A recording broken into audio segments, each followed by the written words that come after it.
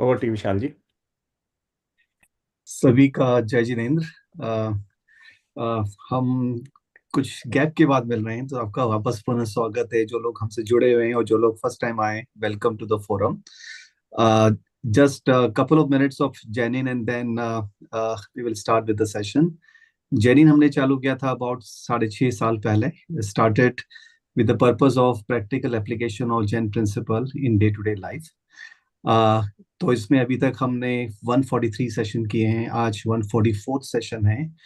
The purpose has been that कि हम कोई भी एक लिटरेचर लें, उसकी one of the members come forward and वो प्रेजेंट करते हैं अपनी थॉट्स।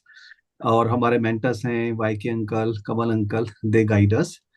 तो इस तरह से हमने इन 143 जो सेशन हुए हैं, कई तरह की सीरीज ली। उसमें एक ये भी थी कि कर्म कैसे करें, श्यामा सागर महाराज जी की बुक के बेस पे, वो हमने कुछ 1-2 साल पहले ली थी। और ऐसे ही हमने 16 करण भावना और ऐसे कई सारे लिटरेचर स्क्रिप्चर्स लिए थे। और फिर अभी हम आज से एक नई सीरीज चालू करने जा रहे हैं, जो जो कर्म सिद्धांत पर आधारित है। उसमें वर्णी जी की बुक के बेस पे होगा। तो आज हमने सोचा कि उसके जो इनॉग्रेशन सेशन है, उसमें we get an eminent speaker and knowledgeable person. तो बड़ा मुझे हर्ष है इस बारे में कि टू हैव डॉक्टर जय कुमार जैन। अ, बड़े हमारा सौभाग्य है उनको यहाँ पे लेके हमारे साथ यहाँ पे, बिकॉज एक सेशन हुआ था धर्मा फॉर लाइफ का, मेधावी जी के उनकी फोरम में कंडक्ट हुआ था। तो हमने सुना था, मैंने कई बार उनकी रिकॉर्डिंग सुनी। तो सोचा कि doctor Jain can come here and guide us. Just मैं 2 मिनट लूंगा उनके इंट्रोडक्शन के लिए। डॉक्टर जय Kumar Jain is a distinguished scholar in Sanskrit and Jain literature with a PhD from Banaras Hindu University, a triple gold medalist. He has over 36 years of experience in teaching and research, including guiding 24 PhD scholars. As a director of VSM Jain Darshan Shod Sansthan, he has contributed significantly to Jain philosophy. His academic journey includes membership in prestigious institutions and numerous awards. So many awards were there. The one thing which I noted was Mahakavi Acharya Vidyasagar Ji Award. With over 50 published books, 100 research papers, Dr. Jain continues to shape the intellectual and discourse on Jainism, Sanskrit, and ancient Indian knowledge traditions. वो एक editor भी हैं, Anekant magazine है, quarterly research journal. And through that he continues to shape intellectual discussion on Jainism, Sanskrit and ancient Indian knowledge. So again welcome sir to the forum. हम ऐसा plan करेंगे कि the next 50-55 minutes हम डॉक्टर जैन से सुनेंगे and then we will have Q&A। Already 4-5 questions थे जो बड़े टॉपिकल हैं इस कर्म सिद्धांत के बारे में। तो I posted on the group, but any member in the group please आप चैट कर लीजिए। चैट में you can put your message and then in the Q&A we will pick it up. ठीक है? And then with that sir, over to you. We look forward to hear from you. Thank you. भावो बीजांकुरजनना रागाद्या क्षयमुपागता यस्य ब्रह्मा वा विष्णुर्वा हरो जिनो वा नमस्तस्मै। ये मेरा सौभाग्य है कि आपके इस 144वें सत्र में आपके साथ कुछ चर्चा करने का ये अवसर मुझे प्राप्त हो रहा है। भारतीय साहित्य में वेदों को सर्व प्राचीन साहित्य का दर्जा प्राप्त है। वहाँ संस्कृति शब्द का एक बहुत ही सुंदर अर्थ अथर्ववेद में आया है। उनका सा संस्कृतिर विश्ववारा, जिस आचार विचार और व्यवहार को सारा संसार ग्रहण करने योग्य समझता है, उसका नाम संस्कृति है। और भारतीय सांस्कृतिक परंपरा में भारतीय दार्शनिक परंपरा में कर्म सिद्धांत तो भारतवर्ष की एक महान देन है विश्व के लिए। डॉक्टर एवी कीथ ने 1919 में रॉयल एशियाटिक सोसाइटी में एक वक्तव्य दिया था। उसमें उन्होंने स्पष्ट रूप से कहा था कि भारतीय लोगों का जो कर्म बंध का सिद्धांत है वो सिद्धांत विश्व में अद्वितीय है। उसका विश्व में कोई बराबरी करने वाला सिद्धांत आज तक भी विद्यमान नहीं है। भारतीय विचारक और लेखक जो जैनेतक परंपरा के हैं, डॉक्टर हजारी प्रसाद द्विवेदी, उन्होंने भी इस बात को माना कि अगर विश्व की संस्कृतियों से भारतीय संस्कृति को कोई विशेष महत्व प्रदान करता है तो वो कर्म का सिद्धांत है। क्योंकि पुनर्जन्म के संबंध में तो अन्य देशों में भी खूब चर्चा हुई, विचार हुआ, खोजें हुई, लेकिन कर्म सिद्धांत की सूक्ष्मता के संबंध में विश्व में बहुत अधिक विचार विमर्श नहीं हुआ।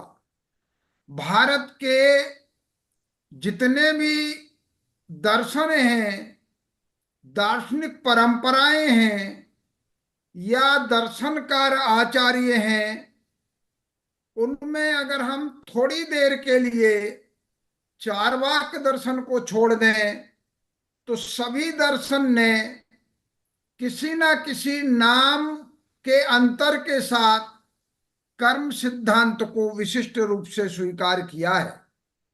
जैन परंपरा जिसको कर्म कहती है, बौद्ध परंपरा ने उसे वासना या अभिज्ञप्ति के रूप में स्वीकार किया है। इसी प्रकार अगर हम वेदांत की बात करें तो वो अविद्या या माया के रूप में इसी कर्म की बात कर रहा है। कहीं इसे धर्माधर्म के रूप में, कभी आशय के रूप में, कभी क्लेश के रूप में, कभी अदृष्ट या अपूर्व के रूप में सभी भारतीय दार्शनिकों ने कर्म सिद्धांत की स्वीकृति दी है। अब हमारे सामने एक बहुत महत्वपूर्ण प्रश्न यह है कि जब सभी दार्शनिक परंपराएं भारत की कर्म सिद्धांत को स्वीकार कर रही हैं तो जैन दर्शन में प्रतिपादित जो कर्म सिद्धांत है उसकी क्या विशिष्टता है। इस संबंध में मैं एक जैन आचार्य जो त्रैविद्य सोमदेव सूरी हैं और जिन्होंने एक समाधिसार नाम का ग्रंथ लिखा, उसमें उन्होंने एक श्लोक लिखा, संस्कृत का श्लोक है, उसे मैं यहां उद्धृत करना चाहूंगा। उन्होंने लिखा, गवाम अनेक वर्णानाम एक रूपम यथा पया शरणम शरणाम वै दर्शनानाम च मोक्ष मार्गस तथा परा। वो कहते हैं बहुत स्पष्ट रूप से कि गाय किसी भी रूप वाली हो, वो गाय चाहे काले रंग की हो, चाहे सफेद रंग की हो या चितकबरी हो, किसी भी प्रकार की हो, उन सब गायों का जो दूध है वो एक ही वर्ण वाला होता है, उसके वर्ण में कहीं कोई अंतर नहीं है। उसी प्रकार जितने भी दार्शनिक हैं, शरणाम वै दर्शनानाम, जो 6 प्रकार के दार्शनिकों की या दर्शनों की भारतवर्ष में परंपरा है, उन सभी दर्शनों में मोक्ष मार्ग को स्वीकार किया गया है। मोक्ष मार्ग माने दुखों से, सांसारिक दुखों से मुक्ति, सांसारिक दुखों से छुटकारा, ये सभी ने स्वीकार किया है।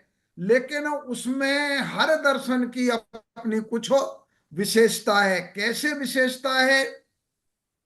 जैसे हम विचार करें कि काली गाय हो, पीली गाय हो, सफेद गाय हो, भारतीय गाय हो या विदेशी गाय हो, जर्सी हो या देसी हो, गाय किसी भी प्रकार की हो, भले ही दूध के वर्ण में, रंग में समानता हो, लेकिन सबके गुणों में समानता नहीं है।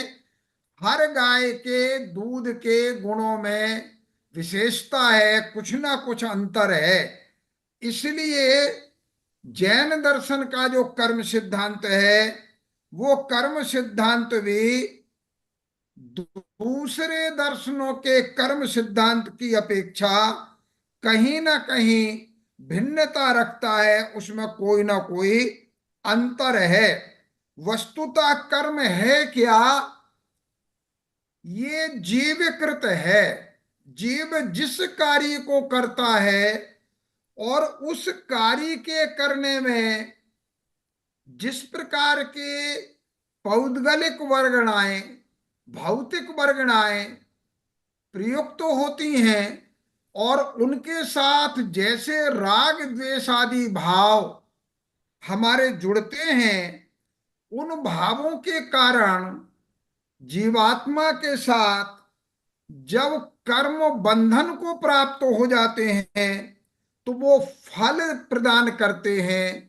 जितनी स्थिति उनकी है, उस स्थिति के बाद उदय में आकर, यहां हम उसे ऐसे समझ सकते हैं कि जब भी हम कोई कार्य करते हैं या कुछ हम बोलते हैं या कुछ हम मन में विचार करते हैं, तो जीव के अंदर, जीव के प्रदेशों में, आत्म प्रदेशों में एक परिस्पंदन या हलन चलन होता है। और उस हलन चलन के कारण कर्मों का आश्रव होता है। कर्म हमारे साथ आते हैं और कर्म जब हमारे पास आते हैं तो वो कर्म आत्मा के साथ राग द्वेष आदि भावों के कारण, क्रोध मान माया लोभ आदि के कारण, वो कषायों के कारण हमारे आत्मा से संपृक्त हो जाते हैं। और जब वो उदय में आते हैं तो वो तदनुरूप फल हमें अवश्य देते हैं। अब दो तरह की अवधारणाएं दर्शन के जगत में है। एक अवधारणा ये है कि कर्म हम करते हैं लेकिन उसका नियंता कोई है, उन कर्मों का फल देने वाला कोई है, और वो चाहे तो कर्मों के फल में छूट भी दे सकता है और कर्मों के फल को प्रदान भी कर सकता है। जैन दर्शन का जो कर्म सिद्धांत है, उसकी अवधारणा ये है कि अवश्यमेव भोक्तव्यम कृतम कर्म शुभाशुभम। चाहे हमने अच्छा कर्म किया हो, चाहे हमने बुरा कर्म किया हो, उस कर्म के फल को हमें निश्चित रूप से भोगना ही पड़ता है। वो कर्म का फल हमारे जब उदय में आएगा तो हमें भोगना पड़ेगा। ये अलग बात है कि कभी कभी उसमें हम न्यूनता ला सकते हैं भावों के अनुसार, या कभी कभी वो कर्म के फल में अधिकता भी हो सकती है। इसी को तकनीकी भाषा में कहा कि वो कर्मों के फल में हम अपकर्षण कर सकते हैं या कर्मों के फल में हम उत्कर्षण कर सकते हैं।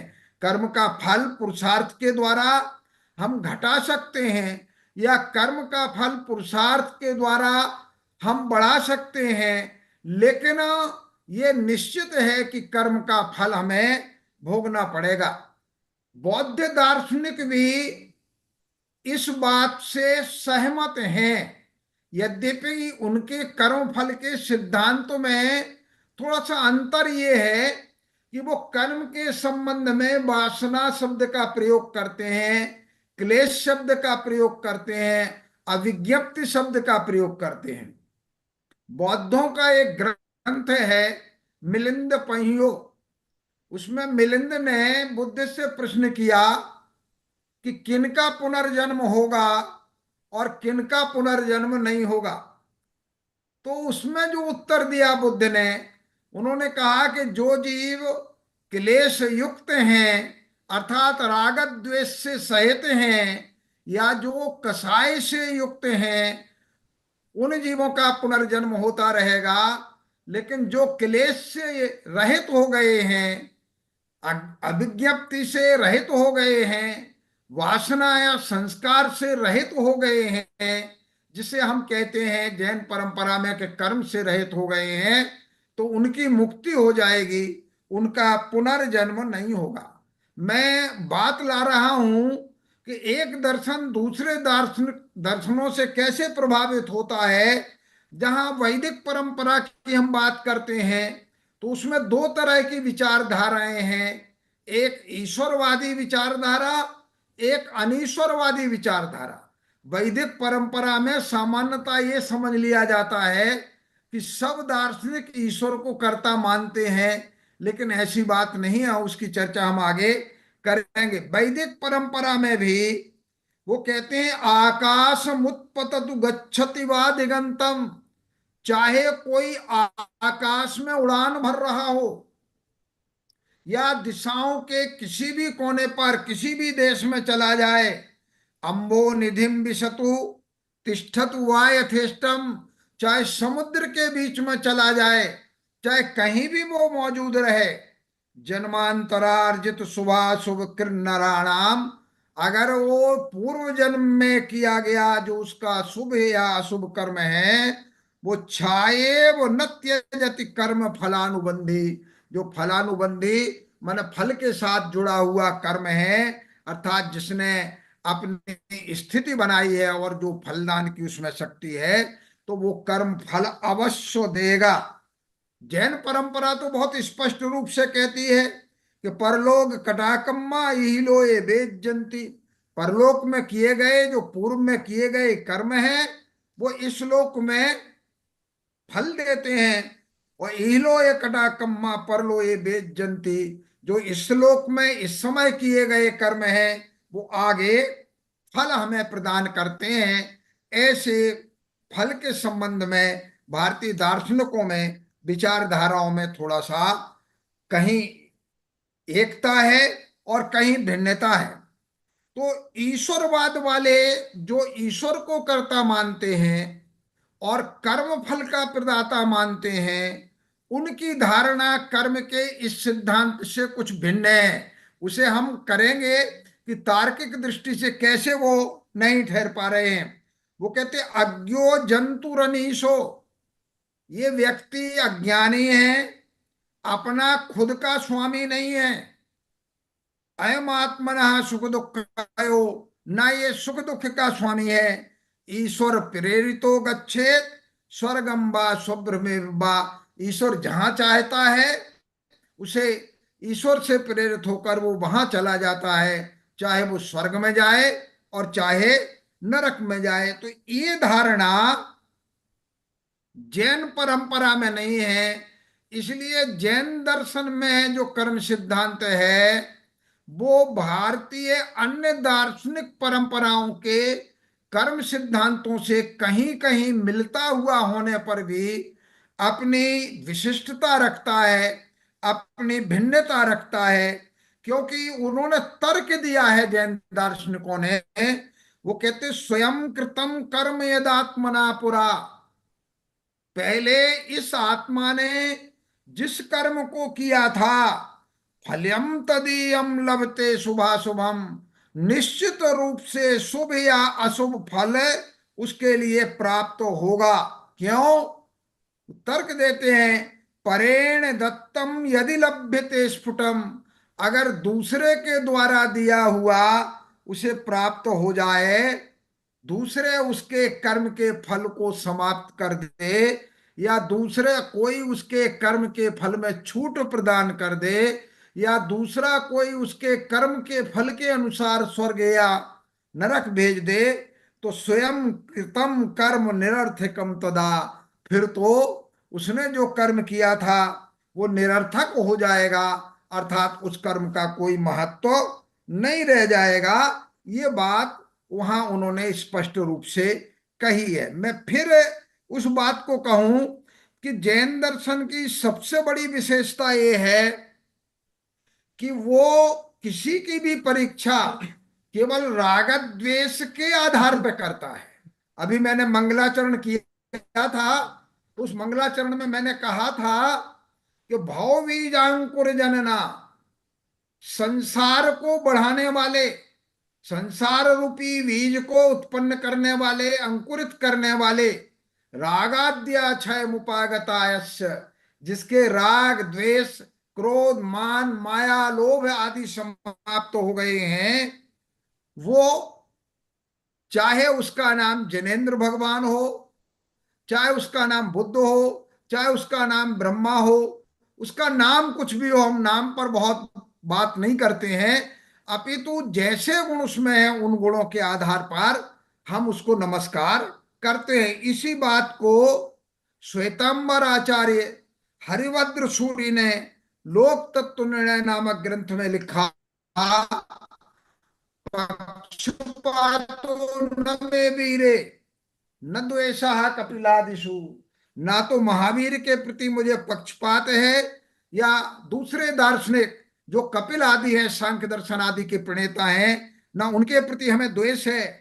युक्तिमद वचनम यस्य तस्य कार्या परिग्रह, युक्तिमत जिसके वचन होंगे हम तो उसका परिग्रह करेंगे। दिक्कत कहाँ आती है हमें?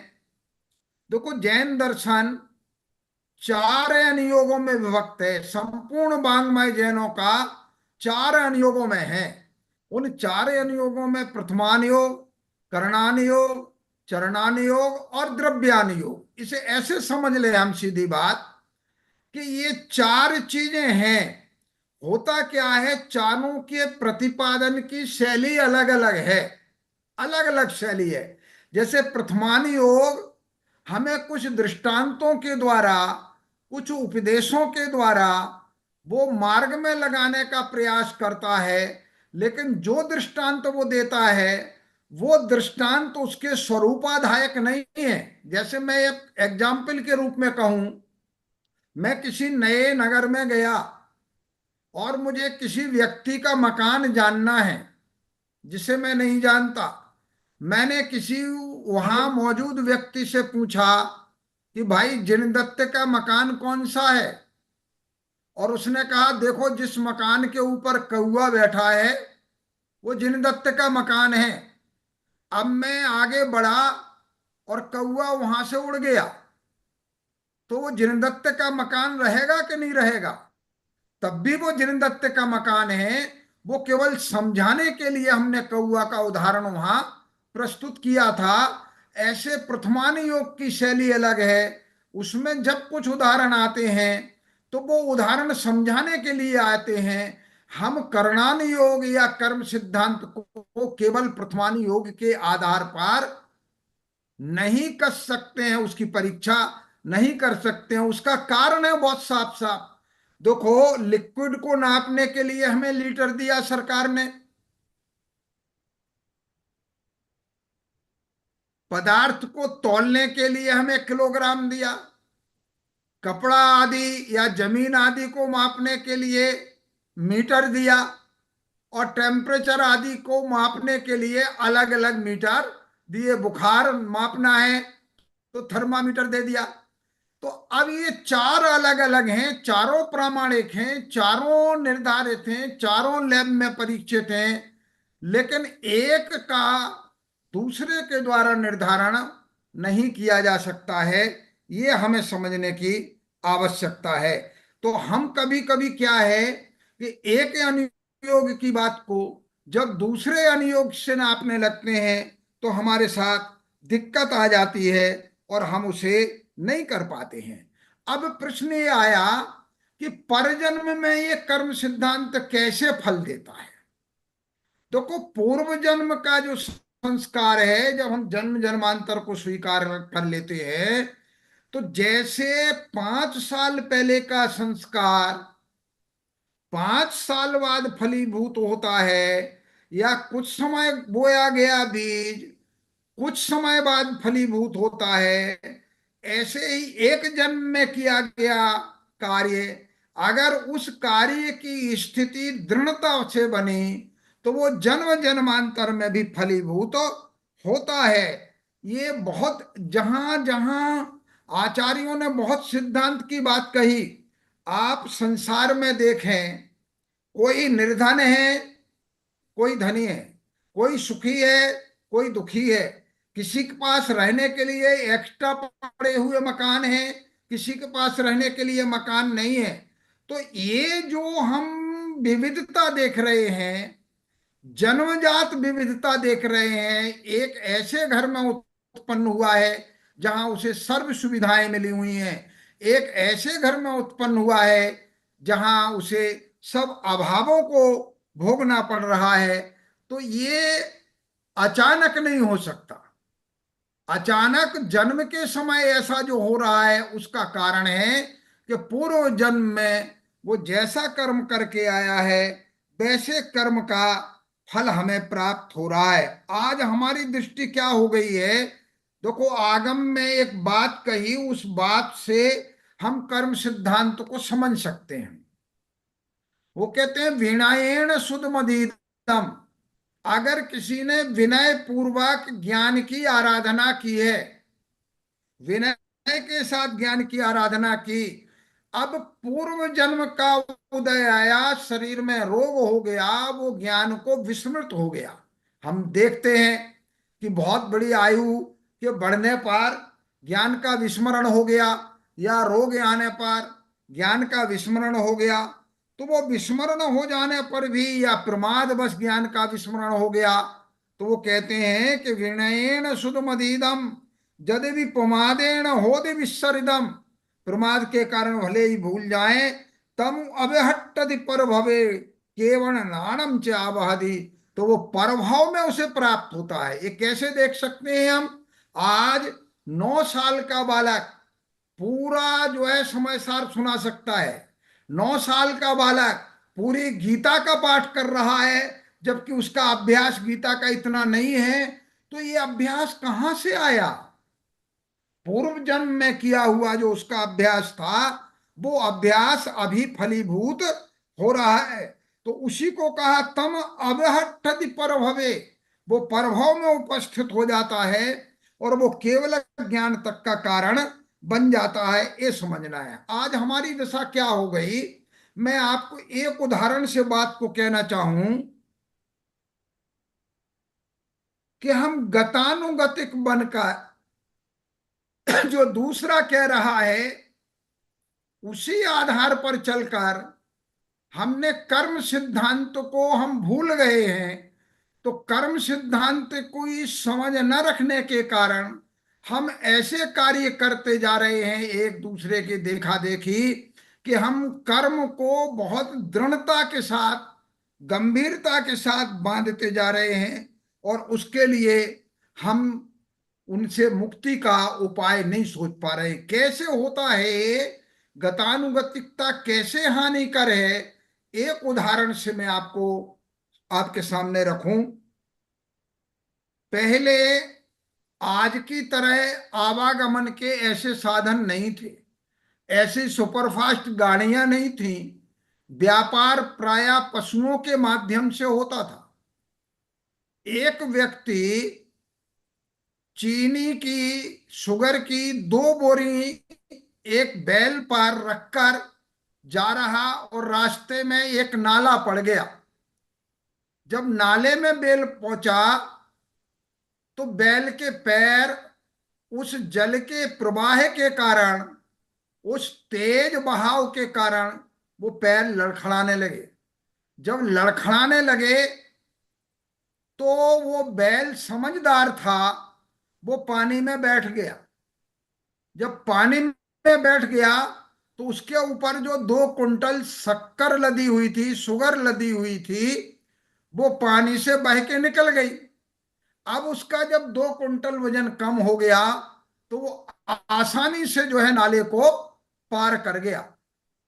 पीछे एक गधा आ रहा था, उसके ऊपर सूखे हुए कपड़े लदे हुए थे।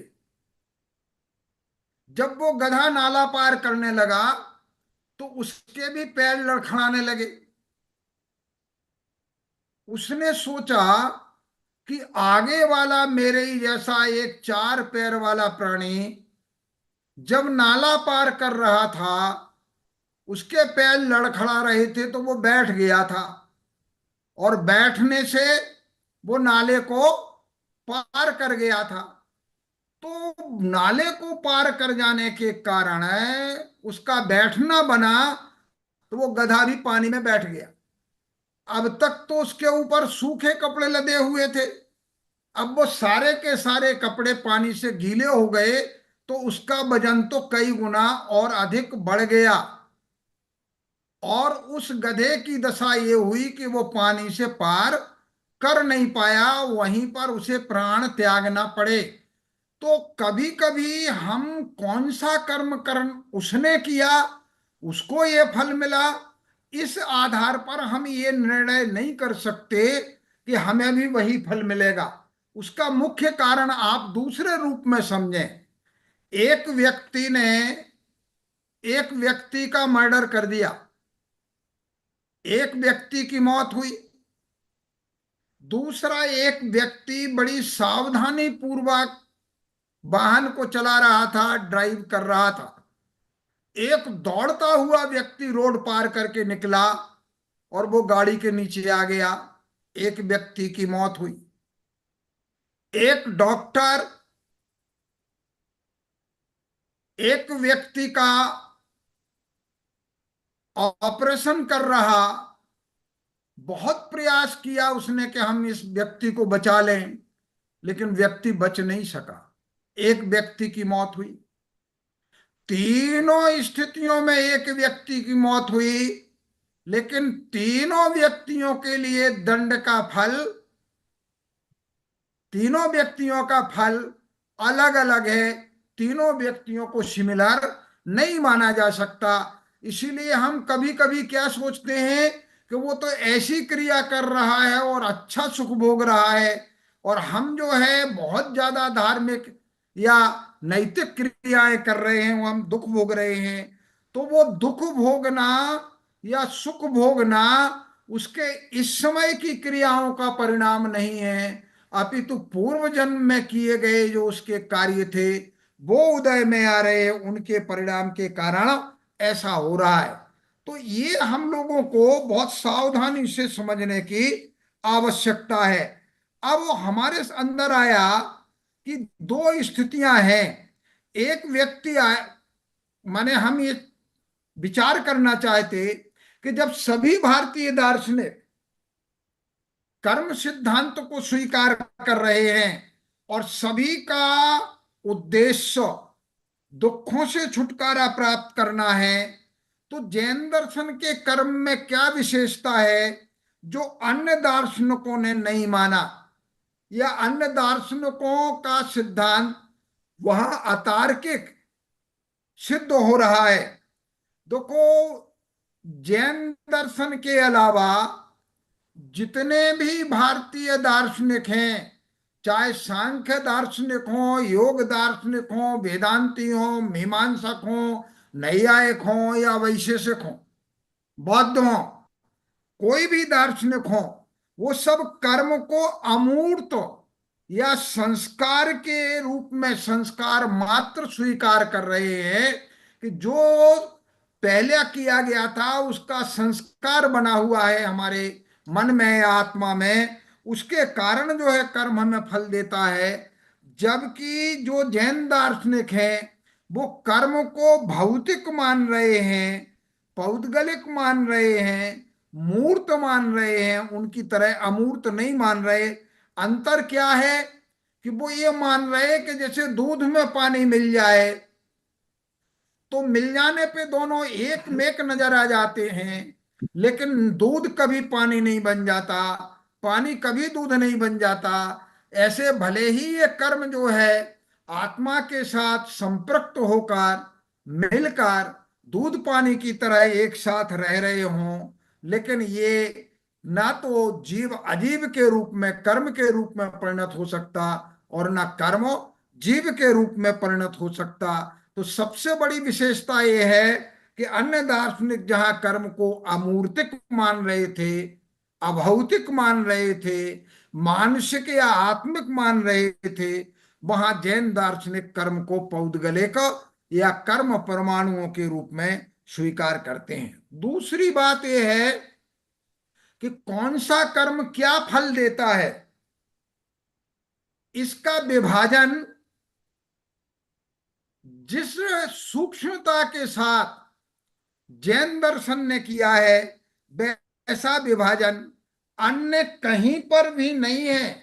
माने जैन दार्शनिक कर्मों को 8 प्रकार का जो विभाजन कर रहे हैं, वो ज्ञानावरणी के रूप में, दर्शनावरणी के रूप में, मोहिनी के रूप में, वेदनीय के रूप में, आयु के रूप में, नाम के रूप में, गोत्र के रूप में और अंतराय के रूप में।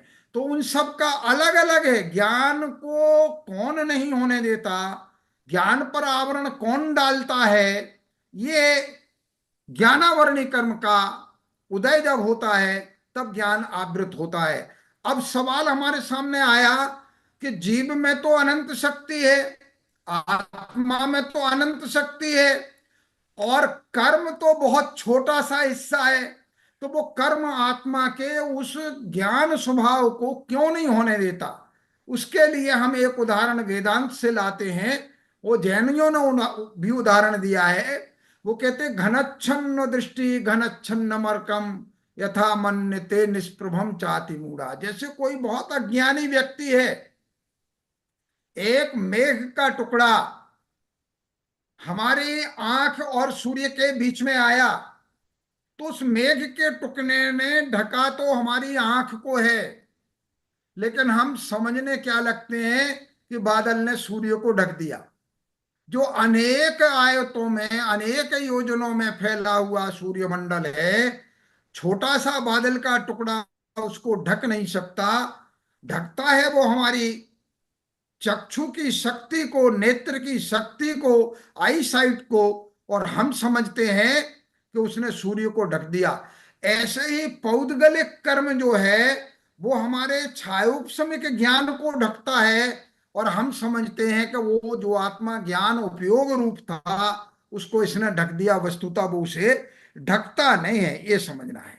दूसरी बात क्या है कि दूसरे दार्शनिक कर्मों से मुक्ति, दुखों से छुटकारा, या तो श्रद्धान मात्र से मान रहे थे, आप ईश्वर की आराधना करो, भक्ति करो, वो सब कर्मों से मुक्त कर देगा। गीता कहती है कि अहम त्वाम सर्व कर्मेभ्यो मोक्षयिष्यामि भारत। हे अर्जुन, मैं तुम्हें सब कर्मों से मुक्त कर दूंगा, तुम तो केवल अपना काम किए जाओ। तो ये मैं मुक्त कर दूंगा, ये अवधारणा जैन दर्शन की नहीं है। अकेले श्रद्धा से काम यहां नहीं चलता। सांख्य दर्शन केवल ज्ञान से मुक्ति मानता है कि ये जड़ है, ये चेतन है, इतना ज्ञान हो गया तो मुक्ति हो गई। मीमांसा आदि जो दार्शनिक हैं वो केवल चारित्र से मुक्ति मानते हैं कि आप यज्ञ आदि को करें तो मुक्ति हो गई। जबकि जैन दार्शनिक कहते हैं कि नहीं, श्रद्धान भी आवश्यक है, ज्ञान भी आवश्यक है, और तदनुकूल आचरण भी आवश्यक है।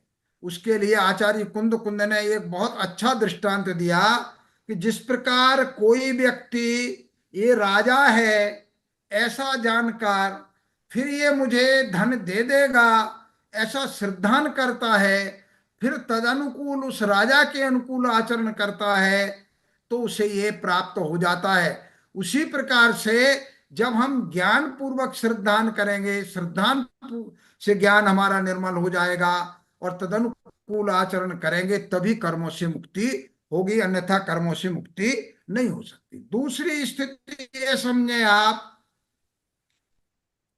कि कर्म बंधन के कारण हैं।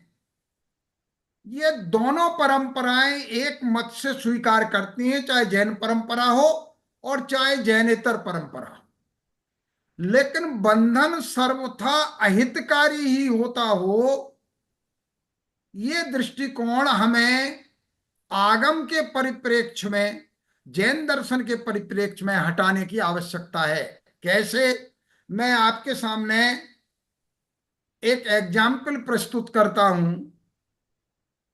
जो भारतवर्ष में रहते हैं और बुजुर्ग हैं, उनने देखा है कि पहले कुएं होते थे और कुओं से ही पानी निकाला जाता था।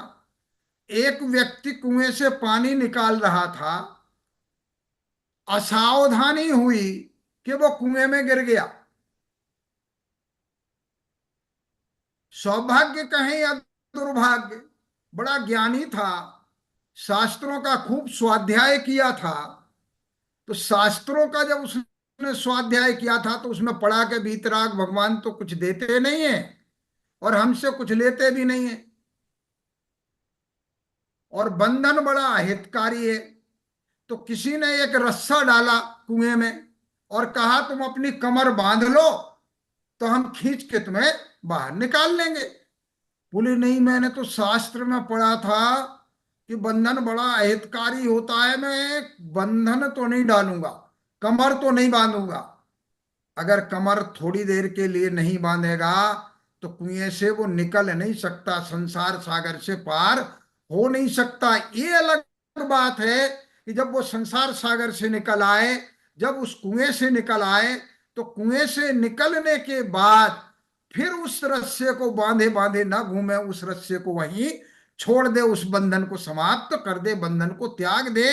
लेकिन थोड़ी देर के लिए वो बंधन बड़ा उपकारी है, ये विचार करें। मैं एक प्रैक्टिकल एग्जाम्पल आपके यहां से देता हूं। हेनरी फोर्ड अमेरिकन रेलवे में यात्रा कर रहा, ग्रिड फेल हो गया, गाड़ी जंगल में खड़ी हो गई। फ्लाइंग स्क्वाड चेकर्स ने सोचा कि हम जो है टिकट चेक कर लें सबके, गाड़ी जंगल में खड़ी है, कोई कहीं भाग नहीं पाएगा। सबने टिकट दिखा दिए, लेकिन हेनरी फोर्ड ने टिकट नहीं दिया, उसे रात भर जेल में बंद कर दिया। सुबह जब मजिस्ट्रेट के सामने पेश किया तो मजिस्ट्रेट के सामने उसने टिकट प्रस्तुत कर दिया। अब मजिस्ट्रेट को यह बात समझ में नहीं आई कि जब इसके पास टिकट था तो इसने चेकर को दिखाया क्यों नहीं था, और अगर टिकट नहीं था तो इसके पास टिकट आया कहां से। तो उसने जो कहा वहां ध्यान देना, वो कहता है हेनरी फोर्ड, माय लॉर्ड, ये टिकट तो मेरे पास तब भी था, लेकिन मेरे पास 3 बहुमूल्य रत्न थे जिनकी कीमत करोड़ों डॉलर।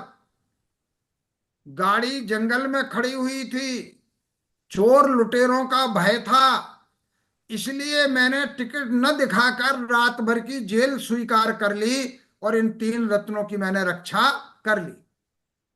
हमें भी ये सम्यक दर्शन, सम्यक ज्ञान और सम्यक चारित्र मिले हुए हैं, तो जो पुण्य कर्म के द्वारा इनकी रक्षा होगी, यद्यपि पुण्य भी बंधन का कारण है, इसमें कोई शक नहीं है, लेकिन वो थोड़ी देर के बंधन का कारण है। उदय में आकर के जब झड़ जाएगा तो आगे राग रूप परिणाम नहीं होंगे, तो फिर वो पुण्य बंधन का कारण नहीं बनेगा। तो वो पुण्य बंध जो है, वो पुण्य कर्म उपकारी है कथनचित, ऐसी जैन परंपरा की, जैन कर्म सिद्धांत की अपनी मान्यता है। अब अपने सामने एक प्रश्न बार बार उपस्थित होता है कि जब पूर्व जन्म का किया हुआ ही फल प्रदान करता है और उसके कारण ही फल उदय में आ रहा है, ये जो हम सुख या दुख भोग रहे हैं, ये पूर्व जन्म के किए गए कर्म का सुख दुख भोग रहे हैं, तो फिर हम कोई पुरुषार्थ क्यों करें, हम कुछ करें क्यों? क्योंकि सब कुछ आएगा तो वो पूर्व जन्म के किए हुए से आ जाएगा। तो देखो, कर्म सिद्धांत ने ये कहा है कि आप बंधन को अपने पुरुषार्थ के द्वारा कम कर सकते हैं, कैसे कम कर सकते हैं, थोड़ी देर के लिए विचार करें। एक हम धार्मिक स्थान पर, एक हम विद्वानों के बीच में, एक हम ज्ञानियों के बीच में बैठे हुए हैं, और उस समय तत्व चर्चा चल रही है। सिर में बड़ी वेदना थी, लेकिन जितनी देर उस तत्व चर्चा में हम बैठे, वो सिरो वेदना कम हो गई, उसकी प्रतीति हमें नहीं हुई। तो वो जो पुरुषार्थ हमने ज्ञान की आराधना में किया, उस ज्ञान की आराधना के पुरुषार्थ से वो उदय में आने वाला जो कष्ट था वो कम हुआ। और अगर कष्ट तीव्र आता तो हमारे राग द्वेष रूप तीव्र परिणाम होते। अब तीव्र परिणाम नहीं हुए, मंद परिणाम हुए, तो हमें मंद बंध हुआ, उदय में आने वाले कर्म को भी हमने मंद कर दिया। दूसरी बात क्या है कि जो नवीन कर्म हैं, जो आने वाले हैं उस समय, जो बनने वाले हैं उस समय, उन कर्मों को हम रोक सकते हैं। क्योंकि संबर और क्या करता है कि कर्म जो बन गए हैं वो उनको तो निकालेगा, लेकिन आने वाला जो द्वार है आश्रम का, जो आने वाले कर्म का रास्ता है, उस कर्म के रास्ते को हम बंद कर देते हैं। तो पुरुषार्थ के द्वारा कर्म के आगमन का रास्ता बंद हो जाता है। जैसे एक तालाब में पानी आ रहा है, अब पानी आ रहा है जिस रास्ते से, वो जितना आ गया वो आ गया, उसे तो निकालना पड़ेगा। लेकिन जो अभी नहीं आया है, उस रास्ते को बंद करके पुरुषार्थ के द्वारा उस जल के आगमन को हम रोक सकते हैं। तो नवीन कर्मों को इसके द्वारा रोका जा सकता है। दूसरी बात यह है कि पुरुषार्थ जो है आत्मा के उत्थान का बहुत बड़ा कारण है। और धीरे धीरे पुरुषार्थ के द्वारा आत्मा जब ऊपर की ओर बढ़ता है, तो उससे हम मुक्ति को प्राप्त कर सकते हैं। एक और विशेष बात है कि रत्नत्रय से जुड़ने का एक साधन हमें प्राप्त होता है। इसलिए भी पुरुषार्थ कर्म के साथ, उदय के साथ बहुत आवश्यक है। ऐसा नहीं समझना चाहिए कि पुरुषार्थहीन हो गया, क्योंकि जैन दर्शन अनेकांतिक दर्शन है। वो एकांततः किसी बात को स्वीकार नहीं करता है। अर्थात जितना महत्व कर्म के उदय का है, उतना ही महत्व पुरुषार्थ का भी है। पुरुषार्थ के द्वारा हम कर्म के उदय को रोक सकते हैं, कम कर सकते हैं, सुख को दुख रूप में परिणत कर सकते हैं, दुख को सुख रूप में परिणत कर सकते हैं। ऐसा संक्रमण कर्मों का होगा, उस कर्म का उसी कर्म में संक्रमण। ये नहीं हो सकता कि ज्ञानावरणी का दर्शनावरणी में हो जाए, ये नहीं हो सकता कि ज्ञानावरणी का अंतराय में हो जाए, लेकिन कर्मों का संक्रमण हम रोक सकते हैं। अब दूसरी बात, जो मुख्य रूप से एक बड़ी जिज्ञासा, बड़ा तर्क लोगों के सामने आता है, अभी भारतवर्ष में कुंभ में भगदड़ हुई और उस भगदड़ में अनेक लोग मर गए। या अभी जैन परंपरा में एक बागपत जिले में तहसील है बड़ौत, वहां पर आदिनाथ जयंती के अवसर पर एक अभिषेक का कार्यक्रम मानस्तंभ का चल रहा था, और वो पैड गिरी और कई लोग मर गए। तो एक प्रश्न बार बार ये आता है कि ये जो सामूहिक घटनाएं होती हैं, या अनावृष्टि हुई और कई लोगों को जो है कष्ट हुआ, अतिवृष्टि हो गई, बाढ़ आ गई, कई लोगों को कष्ट हुआ, तो बोले ये सामूहिक घटनाएं जो घटती हैं, या जो सामूहिक आपदाएं आती हैं, या जो प्राकृतिक आपदाएं आती हैं। एक सुरंग में 50 लोग थे, ऊपर से सुरंग गिर गई तो 50 लोग मर गए। अब सवाल ये आया कि ये सामूहिक घटनाएं जो घटी, तो इनमें कर्म सिद्धांत कैसे लागू होगा। देखो, वन किसी अन्य चीज का नाम नहीं है। वृक्षों का जो समूह है उसी का नाम वन है। इंडिविजुअल का ग्रुप है, जो इंडिविजुअल इंडिविजुअल कई हैं, उसी को हम एक समूह या ग्रुप कह रहे हैं। कभी कर्म ऐसा हुआ कि सामूहिक रूप से एक सा कर्म किया गया, तो सामूहिक रूप से एक सा फल मिला। और एक सा फल जो दिखने में आ रहा है, वो एक सा फल हो ये आवश्यक भी नहीं है। जैसे मरने वालों में कई स्पॉट पे मर गए, मरने वालों में कई अस्पताल में जाके मरे, कई लोग बिल्कुल बच गए, कुछ नहीं हुआ। तो सामूहिक भगदड़ तो सबके लिए हुई, लेकिन उनमें कुछ बचे, कुछ मरे, कुछ घायल हुए, और कुछ घायल होने के बाद मरे और कुछ घायल होने के बाद बचे। इसका मतलब उनका किया हुआ जो कर्म था, वो भले ही एक समय में किया गया हो, लेकिन उनके कर्म करने में भिन्नता थी। इसलिए उदय में एक साथ आने पर भी उसमें भिन्नता रही। तो सामूहिक घटनाओं में भी जो व्यक्तिगत रूप से फल है, वो अलग अलग देखने में आता है। इसलिए ये नहीं कहा जा सकता कि सामूहिक घटनाएं घटती हैं इसलिए कर्म सिद्धांत का कोई महत्व नहीं रहा। कर्म सिद्धांत वहां भी महत्वपूर्ण है। एक राजा ने आदेश दिया 100 सैनिकों को मारो, सैनिकों ने कई लोगों को मार दिया, एक साथ गोलियां फल मिला। लेकिन राजा की आज्ञा के बिना अगर सैनिक एक साथ कुछ कार्य कर रहे हैं तो वो और अधिक फल के प्राप्त करने वाले बन रहे हैं, ये समझना है। दूसरी स्थिति देखें, इस समय हम मौजूद हैं, कोई एकदम स्वस्थ है बड़ी उम्र में, कोई छोटी उम्र में बीमार है, कोई जन्मे के समय ही बीमारी लेकर के आया है। आप कहेंगे जीन्स से आया, तो वो जीन्स से जो आया वो उसी से क्यों उत्पन्न हुआ, उसी माँ के गर्भ में क्यों आया जिसके जीन्स में ये कमजोरी थी, उसी पिता का पुत्र क्यों बना जिसके जीन्स में ये कमजोरी थी।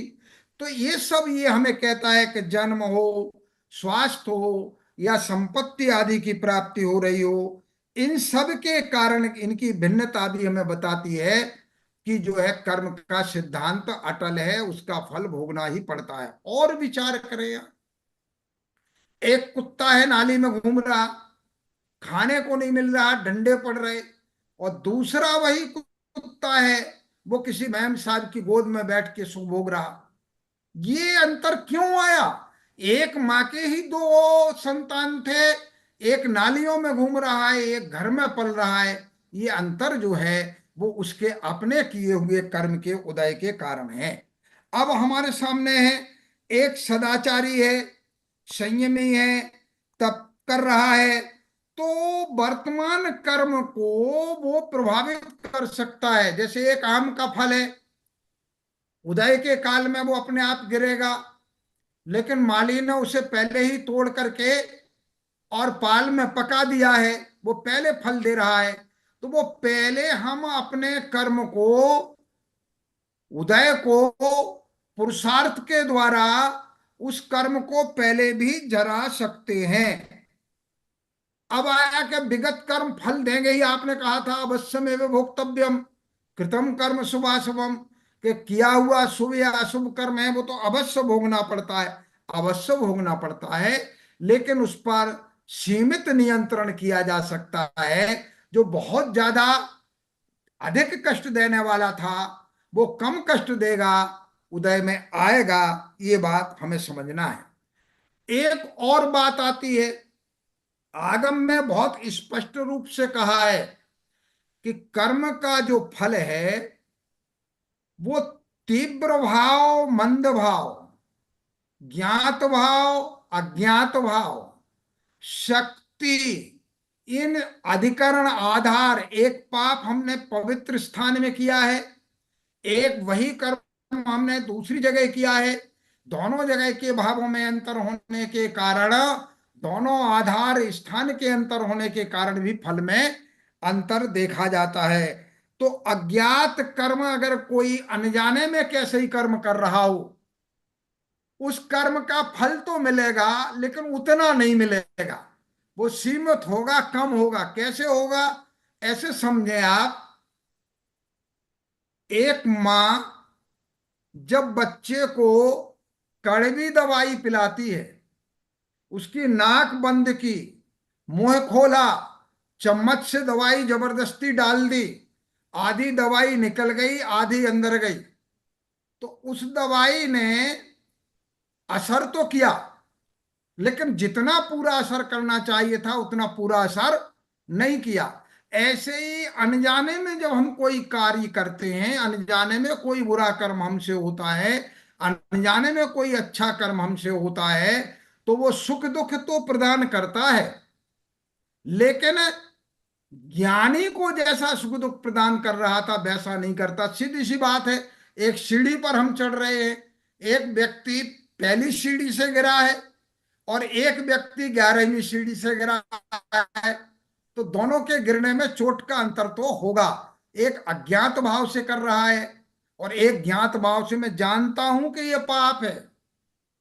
इसलिए कहा है कि ज्ञानी का जितना पतन होता है उतना अज्ञानी का पतन नहीं होता। अज्ञात भाव से किया गया कर्म उतना तीव्र फल नहीं देता, जबकि ज्ञात भाव से किया गया कर्म उतना तीव्र फल प्रदान करता है।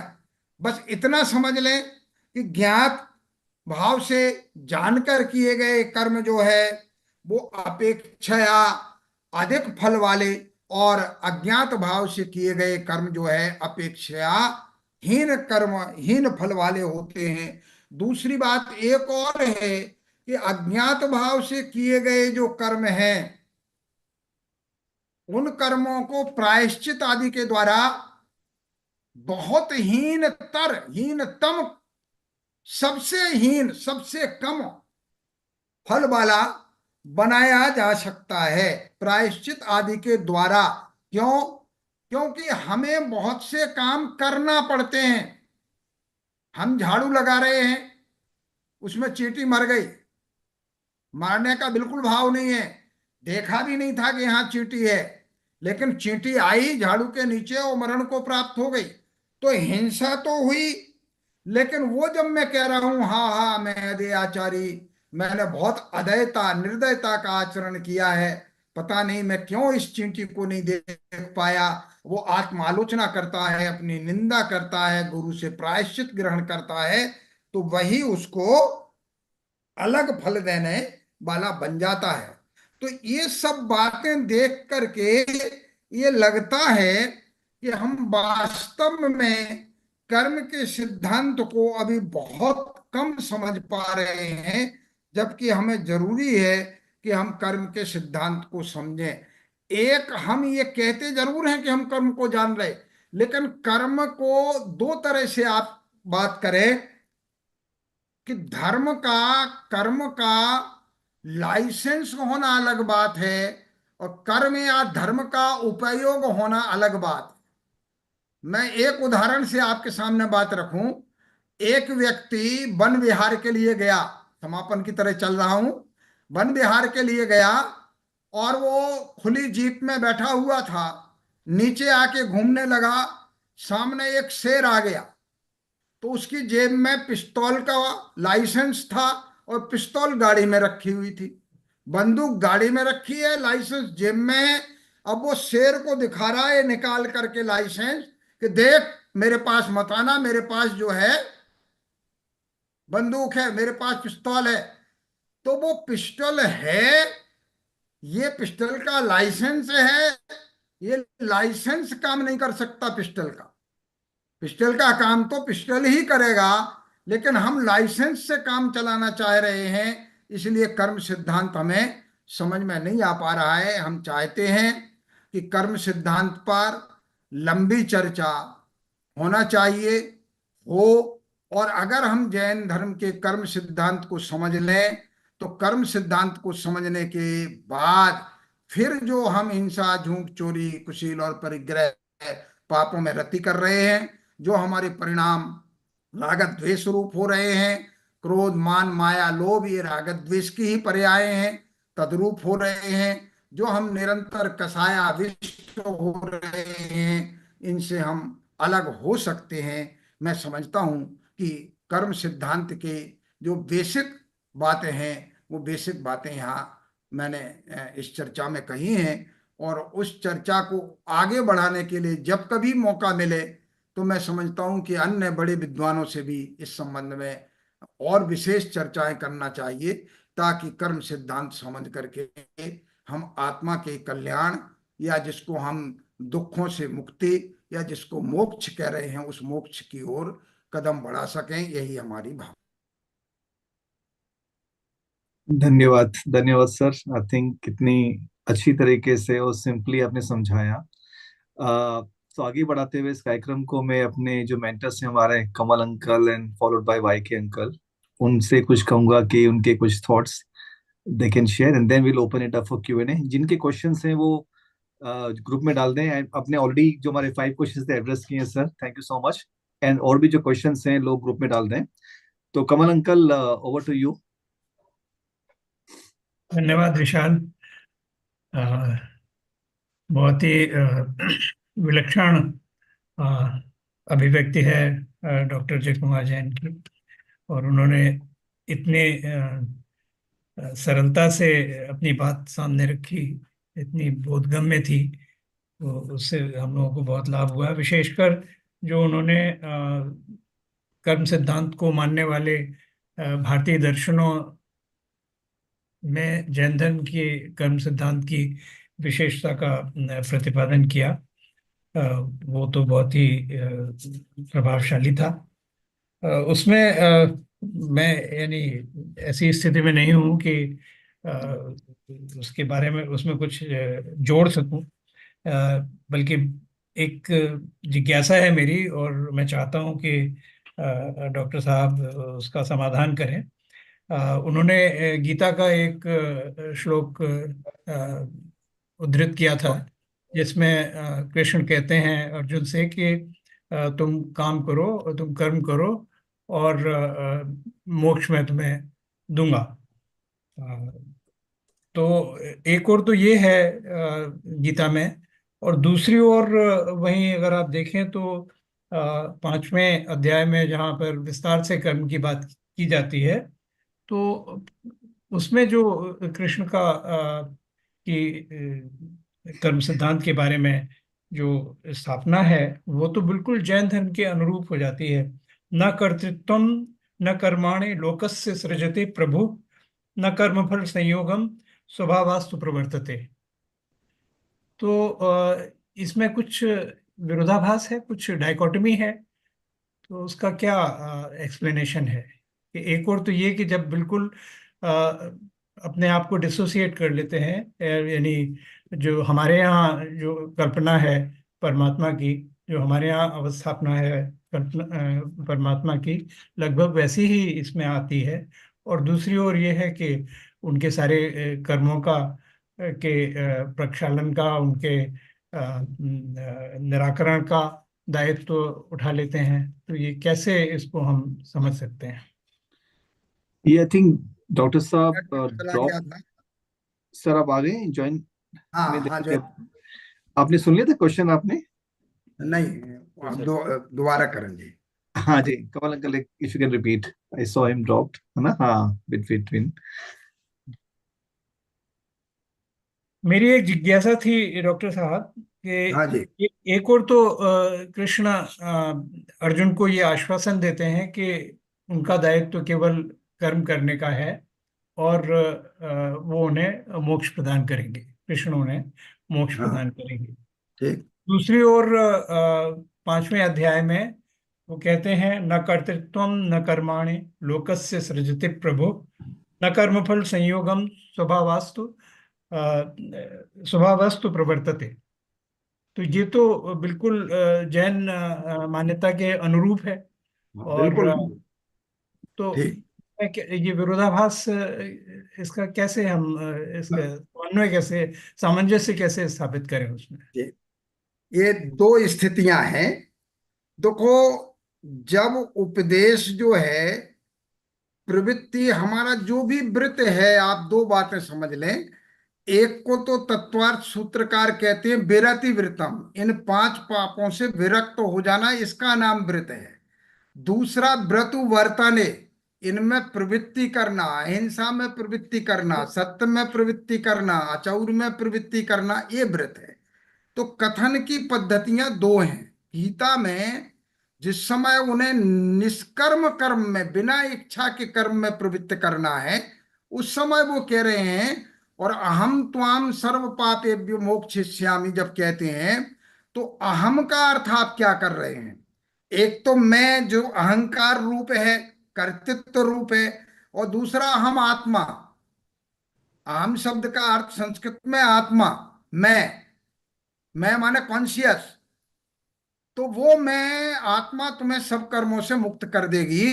माने जब कर्मों से तुम सब मुक्त हो जाओगे, बिना इच्छा के कोई कर्म करोगे, तो अनिच्छिक कर्म जो है वो बंधन का कारण नहीं बनेगा। जैसे तीर्थंकरों का विहार है, तीर्थंकरों का विहार है वो अनिच्छिक विहार है। तीर्थंकरों का जो उपदेश है वो अनिच्छिक उपदेश है, बिना इच्छा के है, तो वो कर्म बंध का कारण नहीं बनता है। तो उसकी संगति हम ऐसे बैठा सकते हैं।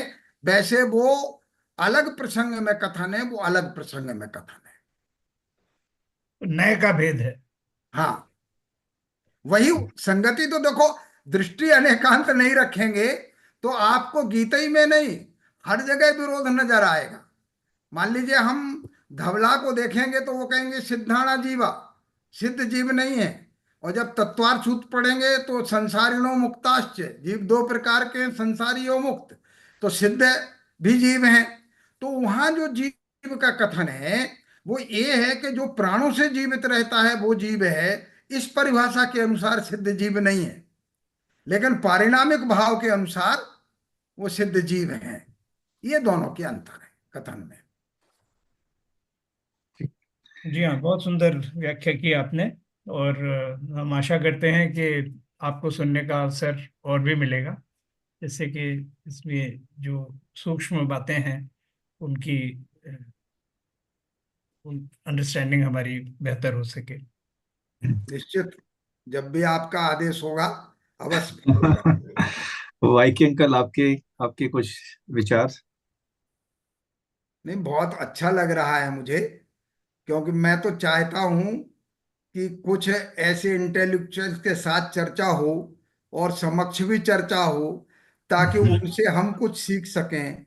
हमने जो आगम से कुछ सीखा है वो उन तक पहुंचा सकें। ये हमारे भाव रहते हैं। हाँ जी, वाइकी अंकल। जय जिनेन्द्र, मेरी आवाज आ रही है शायद? हाँ, आ रही है। हाँ जी। हाँ, जय कुमार भैया का मैंने नाम तो बहुत सुना और उनको आज सुना मैंने। ये खुदा आपकी सागर जी महाराज के प्रश्न में उसमें जिज्ञासा समाधान में भैया का बहुत मेंशन होता है। मैं बड़ा प्रभावित था, लेकिन पूर्णता से 1 घंटे का लगातार प्रवचन, ये व्याख्या मैंने अद्भुत आज सुनी। और सुधा सागर जी महाराज इनको इतनी लिफ्ट क्यों देते हैं ये आज समझ में आया। अभी तक हमारे बीच में एक हाफ सेंचुरी मारने वाले कमल भाई थे जो श्लोकों का बहुत सहारा लेते थे, पर आज पहली बार एक भाई आए जिन्होंने डबल सेंचुरी मारी और श्लोक दर श्लोक, श्लोक दर श्लोक इन्होंने धड़ाधड़ चौके छक्के मारते चले गए। भैया के बारे में ज्यादा क्या बोलूं मैं, बस एक तो मुझे कुछ चीजें बहुत नोट की हैं मैंने। उसमें एक जो अच्छी लगी, एक तो परीक्षा हम राग देश का क्राइटेरिया रखते हैं, चाहे वो कोई भी हो, कोई भी। चाहे भगवान हो, मुनिराज हो या शावक हो। हम अपनी कैटेगरी बनाएंगे कि वो पूज्य का योग्य है या श्रद्धा के योग्य हैं या नहीं है। इसका क्राइटेरिया राग देश होगा। ये आपने बहुत अच्छी सुंदर बात बहुत कम शब्दों में बहुत अच्छे से बताई। दूसरा, एक जो सामूहिक कर्म फल की बात चल रही थी, आपने एक्सप्लेन किया। जो क्षमा सागर जी महाराज से मैंने एक दफे प्रश्न किया था कि महाराज, सामूहिक का जनरल ये कहा जाता है कि सामूहिक बांधा तो सामूहिक मिल गया, पर उन्होंने थोड़ा अलग तरीके से समझाया जो मुझे बहुत लॉजिकल लगा। उन्होंने बोला भाई थ्योरेटिकली तो ये बात ठीक लग रही है, पर प्रैक्टिकली ये बड़ा मुश्किल है। जैसे किसी कहीं मुर्गों की लड़ाई हो रही है, 200 आदमी खड़े हैं, तो 200 आदमी कर्म बांध रहे हैं, और जैसा भैया ने भी बताया कि एक से कर्म नहीं बनेंगे। पर अगर अपन सीधी सीधी थ्योरी लेंगे तो उसमें ये है कि भाई यहाँ बांधा और वहां 200 के 200 के प्लेन में गए थे और वहां पे क्रैश हो गया प्लेन। उन्होंने ये बताया कि ये जो 200 बांधे थे, पहली चीज तो उनके एक से कर्म बनेंगे नहीं, तो उसमें स्थिति और अनुभाग अलग अलग पड़ेगा। दूसरा, जब उसका उदय आएगा तो वो 200 के 200 एक ही प्लेन में आके बैठ जाएं, ये लगभग असंभव बात। तो फिर इसका एक्सप्लेनेशन तो बताइए कि देखा तो जाता है, एक आदमी के कर्म का उदय आया और महाराज जी का अंतराय हुआ, 50 लोगों को दुख हुआ, तो ये कैसे? तो उन्होंने बोला एक का तो उदय आता है और बाकी की उदीर्णा होती है। ये जो लॉजिक था महाराज जी का, ये बहुत अच्छा लगा मुझे। पूर्व लास्ट में एक पॉइंट करूंगा, पूर्व जन्म के फल का जो भैया एक्सप्लेन कर रहे थे कि तत्व चर्चा से वेदना कम हो जाती है और नवीन तो बनते नहीं है या कम हो जाते बंधना। इस पे कमलाबाई जी हैं, उन्होंने एक बड़ा अच्छा मुझसे प्रश्न किया। बोले भैया कभी तुमने सोचा कि ये देवता लोग सागरों तक रहते हैं और साता में कैसे रहते? क्या इनका कभी बीच में कोई कर्म ऐसा किए ही नहीं पूर्व में इन्होंने कि असाता का उदय आए? तो वही भैया का जो एक्सप्लेनेशन था यहाँ भी वही था कि चूंकि वो तत्व चर्चा में लगे रहते हैं इसलिए कर्म उदय में तो आता है, पर असाता संक्रमित होकर साता में परिवर्तित हो जाती है। और इससे हमको कितना अच्छा एक मैसेज मिला कि मेरी जेब में इन्वर्टर रखा हुआ है, जब मेरे को साता का उदय आए मैं खट से उसे इन्वर्टर से साता में कन्वर्ट कर लूं। तो ये भैया का जो पॉइंट है बहुत अच्छा लगे। पर मेरा बस एक प्रश्न जिज्ञासा भैया की रही, ज्ञान पूर्वक श्रद्धान या श्रद्धान पूर्वक ज्ञान, और इन दोनों में डिफरेंस क्या? ज्ञान के बिना, मान लीजिए आपको 7 तत्वों का नाम ही पता नहीं और 7 तत्वों का स्वरूप पता नहीं है, तो आप 7 तत्वों का श्रद्धान नहीं कर सकते, क्योंकि स्वरूप का ही तो श्रद्धान करना है। तत्वार्थ श्रद्धानम सम्यक दर्शनम। तो लेकिन जब सम्यक दर्शन हो जाता है तो होने वाला आगे का जो ज्ञान है वो ज्ञान सम्यक ज्ञान ही होता है। पहले का ज्ञान सम्यक ज्ञान हो ये आवश्यक नहीं। मैं एक एग्जाम्पल आपको दे रहा कि जब हम ज्ञान के भेद करते हैं तो कितने करते हैं? 5। और जब ज्ञानोपयोग की चर्चा करते हैं तो कितने भेद करते हैं?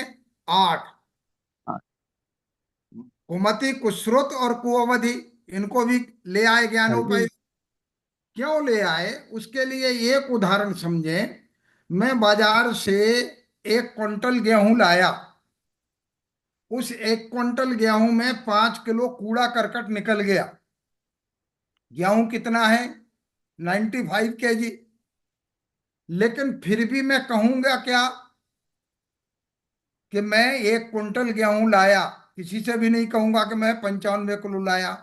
तो ज्ञान के साथ होने से अज्ञान ज्ञान के रूप में, ज्ञानोपयोग के रूप में जाना जाता है। एक बात। दूसरी बात अब ये आई कि दर्शन पूर्वक श्रद्धान या श्रद्धान पूर्व माने ज्ञान पूर्वक श्रद्धान या श्रद्धान पूर्वक ज्ञान।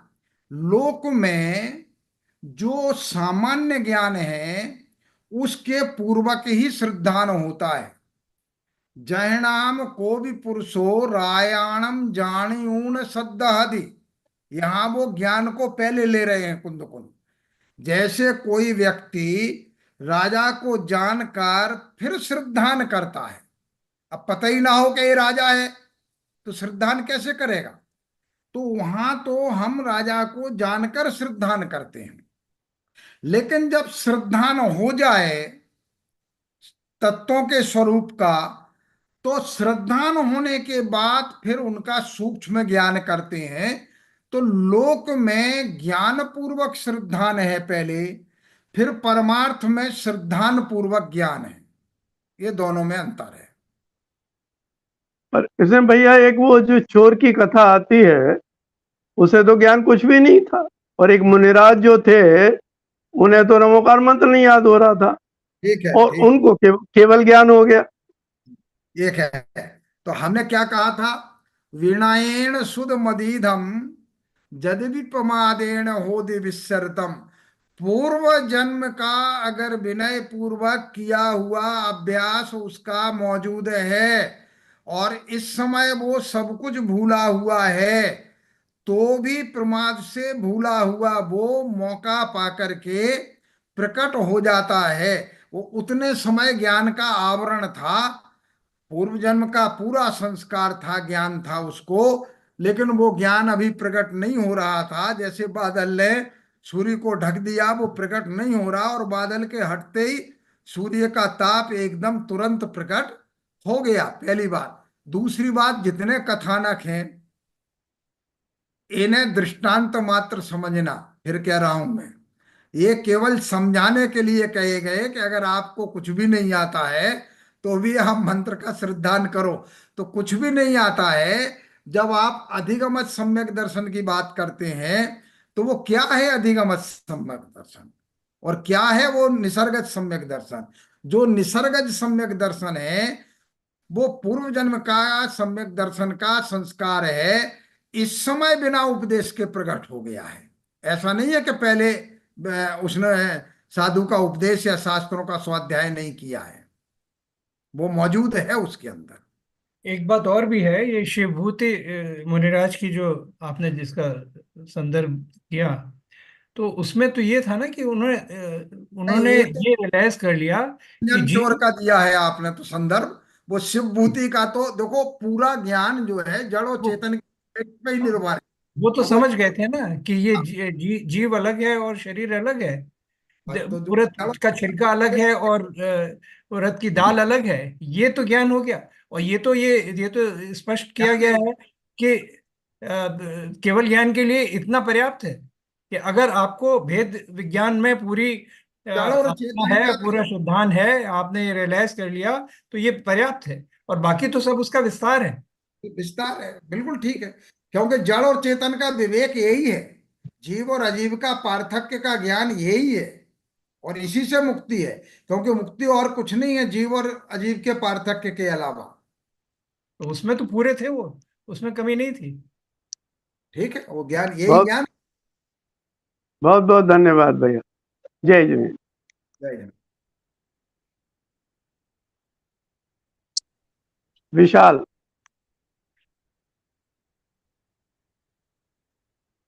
हैंड रेज कर सकते हैं।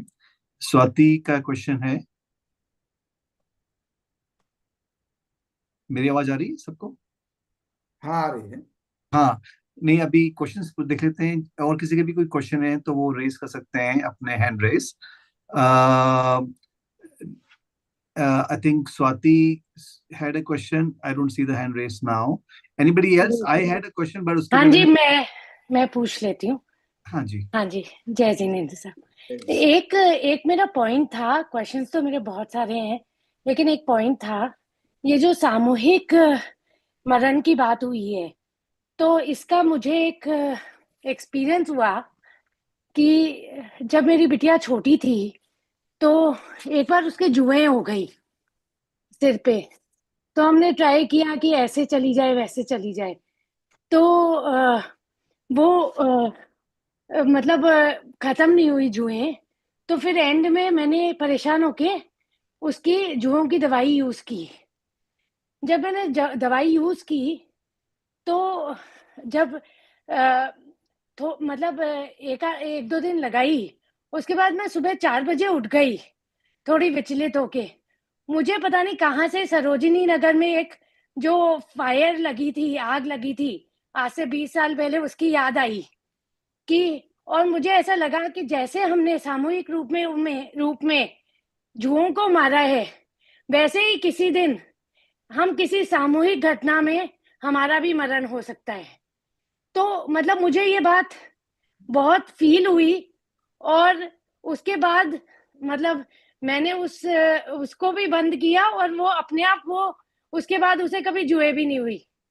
तो वो या मतलब हुई होगी तो हमने कभी यूज नहीं किया, वैसे मेरे को ध्यान नहीं पड़ता। तो मतलब मुझे ये लगा कि जो ये एग्जाम्पल है, ये भी मतलब ये क्या मेरा बनाया हुआ एग्जाम्पल है, क्या ये सच हो सकता है? मतलब क्या इससे एक्सप्लेन किया जा सकता है? आपने स्वयं कहा कि हो सकता है।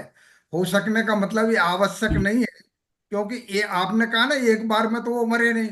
इसका मतलब उनका आयु कर्म जो है उतना अधिक था और वो दूसरी बार में गए।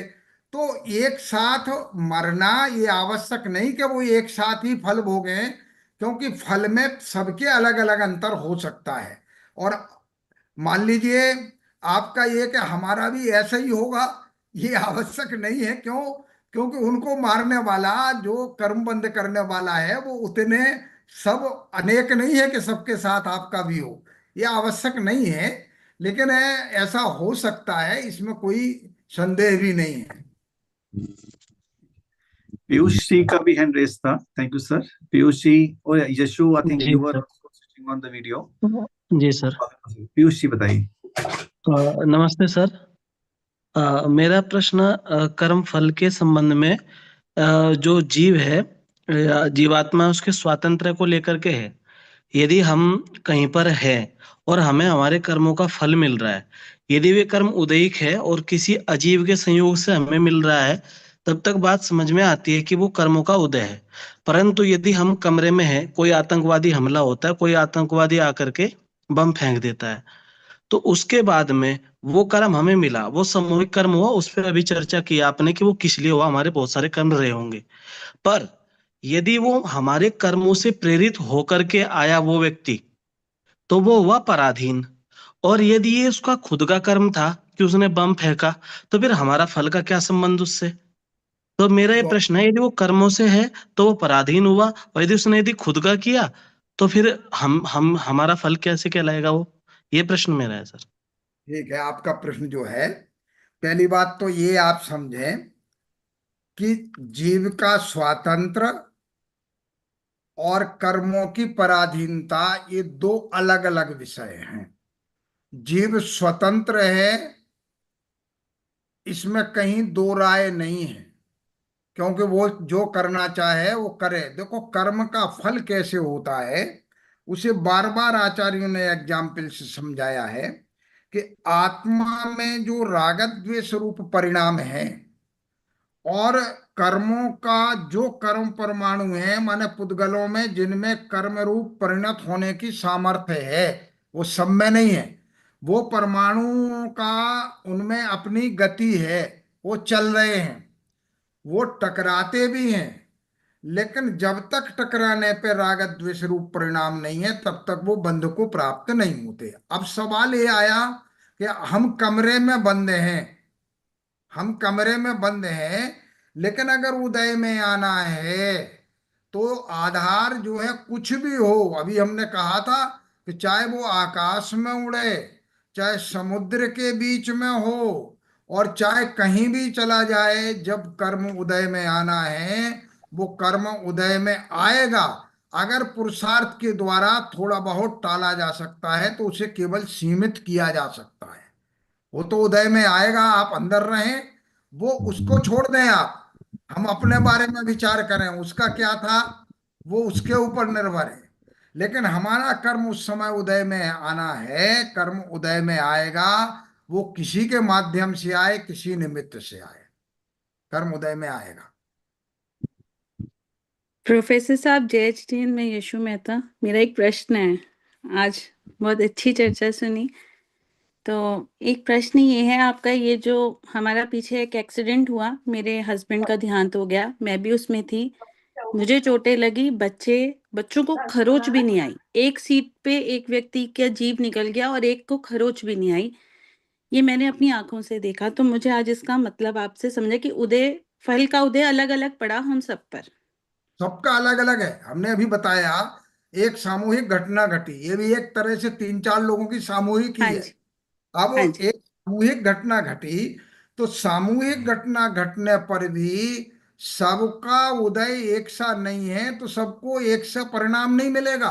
अब एक देखो, एक व्यक्ति तुरंत मृत्यु को प्राप्त हो गया किसी घटना में, आपकी घटना छोड़ देना, एक व्यक्ति तुरंत मृत्यु को प्राप्त हो गया।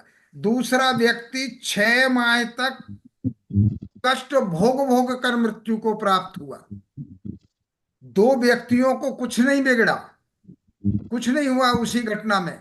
तो उनके उदय में उनका पुरुषार्थ उनका जो कर्म का उदय था, वो कर्म का उदय मंद था, वो कर्म का उदय तीव्र था। उसने कभी कोई कार्य ज्ञात भाव से तीव्र परिणामों के साथ किया था। तो कसाय का जो उस समय उसके उद्रेक हुआ था, उसने तीव्र कर्मबंध किया था। वो जरूरी नहीं कि एक साथ ही सबने कर्मबंध किया हो। तो वो उदय में अलग अलग आया है, अलग अलग उदय में आया। प्रोफेसर साहब, मेरा एक जो प्रश्न है ना, जो जिससे मैं जूझती हूँ रोज, वो ये है कि इस घटना से, जो आपका कुएं वाला उदाहरण था ना, कि आप उसमें होते हो और जब आप उसमें से निकलते हो तो वो जो बेल्ट छोड़नी होती है, तो मेरा जो मोहनीय कर्म है ना, वो टूट गया है। बहुत जबरदस्त एक उस पे चोट लगी, तो वो इतना टूटा कि वो अपने हर रिश्तेदार, हर भाई बहन सबसे एक टूट गया, और अपने बच्चों से भी मैं वो मोह नहीं, मेरा टूट गया है हाँ, एक ठीक है, मोहनीय कर्म। ये होनी पर चाहिए अब अंत में। प्रश्न यहाँ है कि जो व्यवहार होता है, सब बड़े होते हैं, वो सब ये कहते हैं कि बच्चों का मोह ही तुम्हारा जीवन है, यही मेरा कर्तव्य है। मैं इस वक्त या इस समय से इससे बहुत जूझ रही हूँ कि क्या मुझे इस मोह में फिर से फंसना है नहीं, या मैं इससे निकल जाऊं। कर्तव्य और मोह को एक मान के न चलें। कर्तव्य जो है अलग स्थिति है और मोह की अलग स्थिति है। मोह रहित तो होकर के भी कर्तव्य किया जा सकता है। कर्तव्य का परिपालन माने मोह की प्रवृत्ति जो प्रगाढ़ राग है उसको छोड़ के भी हो सकती है। तो कर्तव्य प्रोफेसर साहब, क्या अपने बच्चों से इस जन्म में मोह ना रख के, कर्तव्य तो कर ही देंगे, मोह हाँ, ना रखें, ये उनके साथ सही है? हाँ, कोई दिक्कत नहीं है। मोह मोह को कहाँ है? अगर वो कर्तव्य का परिपालन हो रहे हैं तो वो माँ को माँ के कर्तव्य के परिपालन के रूप में देख रहे हैं। भाई मोह तो बंधन का कारण बनेगा। ये जो कर्तव्य जो निष्प्रह कर्तव्य है, बिना चाहे के, बिना मोह के कर्तव्य है, वो बंधन का कारण नहीं बन रहा, या सीमित बंधन का कारण बन रहा। इसमें मैं ठीक है, थोड़ा सा कुछ जोड़ना धन्यवाद। चाहूंगा। हाँ जी। यीशु जी के प्रश्न के संबंध में है ये। तो असल में शब्दों के कई अर्थ होते हैं। तो सामान्य भाषा में मोह का जो अर्थ होता है वो मोहनीय कर्म से उसे नहीं जोड़ना चाहिए। नहीं मोहनीय वो कर्म में क्या होता है कि उसमें स्वपर का विवेक नहीं है, हेय उपादेय का विवेक नहीं है ना, हित अहित का विवेक नहीं है। यानी आपकी दृष्टि विकृत हो जाती है, आपको समझ में नहीं आता, वास्तविकता का आपको यथार्थ ज्ञान नहीं होता। वो मोहनीय कर्म है। और मोह को आप जिसमें इस्तेमाल कर रहे हैं वो राग के संबंध में है। हाँ, तो राग के संबंध में सही कह राग के संबंध में है तो यही राग कहा, और वही है हाँ, तो कि राग, हाँ प्रगाढ़ अलग। राग ना रखने पे भी कर्तव्य का पालन हो हाँ सकता है, तो कोई दिक्कत हाँ नहीं। तो और फिर दूसरी बात ये है कि बच्चों के प्रति जो दायित्व है वो तो तो कहा, उसका तो निर्वहन पूरा करना है ना। वही बात है कि जो आपकी जो सामाजिक स्थिति है, आपकी जो पारिवारिक स्थिति है, उसके अनुसार जो दायित्व आपका बनता है वो आप पूरा करेंगी।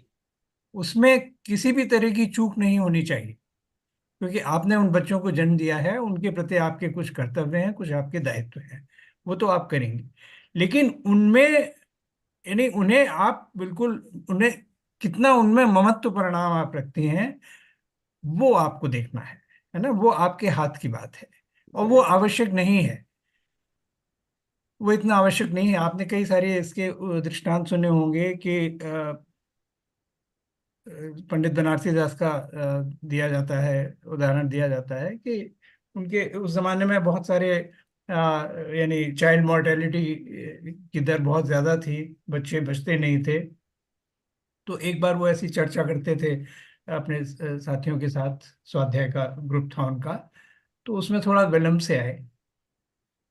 तो जो एक कोई जानकार थे उनके, उन्होंने कहा कि अरे आप कैसे आ गए, उसी दिन तो उनके बच्चे की मृत्यु हुई थी और वो उसको दफना के आ रहे थे। तो बोले कि मेहमान था वो, चला गया, जब उसका समय पूरा हो गया चला गया। तो इसका मतलब ये है कि यानी डिटैचमेंट के साथ भी आप बच्चे के साथ पूरा अपना काम कर सकते हैं। आप अटैचमेंट होना अस्वाभाविक नहीं है, लेकिन आवश्यक भी नहीं है। ठीक है, thank you so much sir. धन्यवाद। नीरज भैया आपका क्वेश्चन था। थैंक यू यशु जी।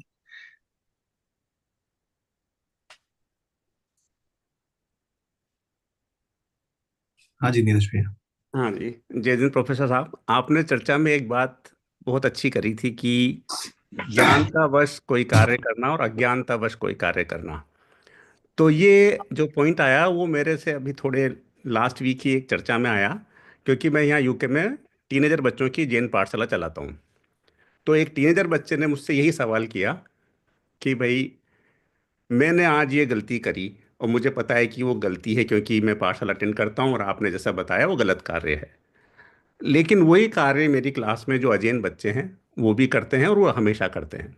तो मैं इसको कॉन्टेक्स्ट में लेता हूँ उदाहरण के तौर पे, कि दो उदाहरण लेता हूँ मैं। कि पहला तो ऐसा कहते हैं कि कोई चोर चोरी इसलिए करता है क्योंकि वो चोरी को गलत नहीं मानता। या दूसरापन देखें तो जो मांसाहारी लोग हैं वो मांसाहार इसलिए कर रहे हैं क्योंकि उसमें उनको कोई पाप नजर नहीं आता। तो मैं यही मानूंगा कि उनकी अज्ञानता है कि उसमें पाप नहीं देखते। और अपन जैन लोग हैं और अपन को पता है कि हिंसा, जो संकल्पी हिंसा हिंसा है वो तो बिल्कुल ही निषेध है, वो हमें नहीं करनी चाहिए और सबसे बड़ा पाप का कारण वही है। तो अगर हम जैन जानते हैं और अगर हम ऐसा कार्य करेंगे तो हमें पाप लगेगा, क्योंकि हम जानते हैं। अब जो व्यक्ति नहीं जान रहा है कि ये पाप गलत है और वो ये कार्य कर रहा है, तो चर्चा में मुझे समझ में आया है कि शायद अज्ञानता बस कोई कार्य हो जाए तो उसमें पाप कम लगेगा, पर वो तो महापाप है।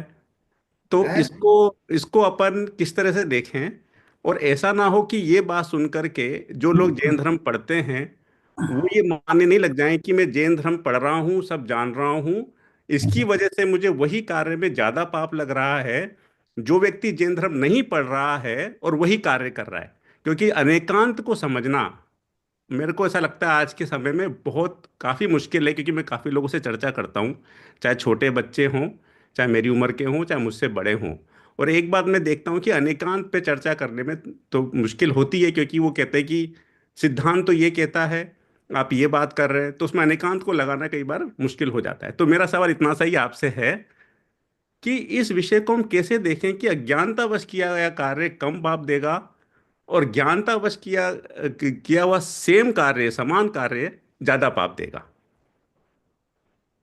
अज्ञानता बस पाप किया नहीं जाता, अज्ञानता बस पाप होता है। जी। अनजाने में पाप होता है, अनजाने में किया नहीं जाता। और जानबूझकर पाप किया जाता है, बुरा किया जाता है, दोनों में बड़ा अंतर है। अनजाने में पाप जो होता है वो बाद में जब प्रतीति का विषय बनता है तो व्यक्ति तभी आत्मालोचना, साधु प्रतिक्रमण और ये जो व्यवस्थाएं हैं ये अनजाने में हुए पापों का प्रायश्चित है।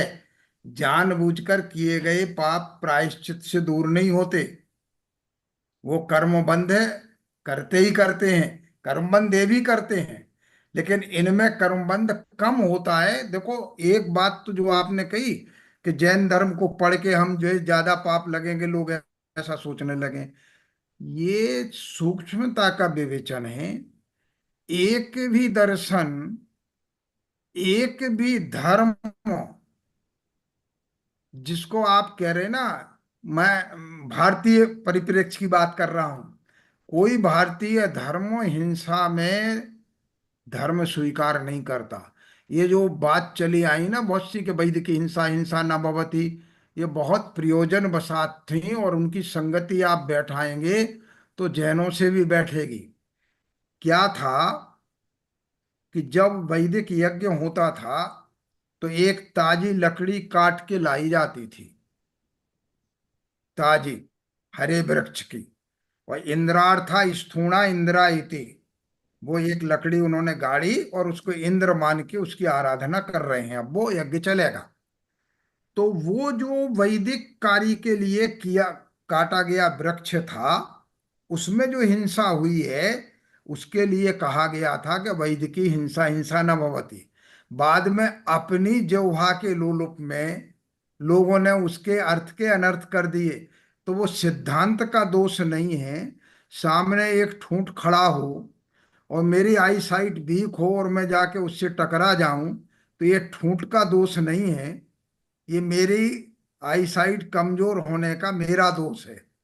तो कभी कभी होता क्या, हम ये समझते हैं कि ये जैन धर्म मात्र में कहा गया है। ये अलग बात है कि हमारे यहाँ सूक्ष्म तक कम है उस पर विचारधाराएं।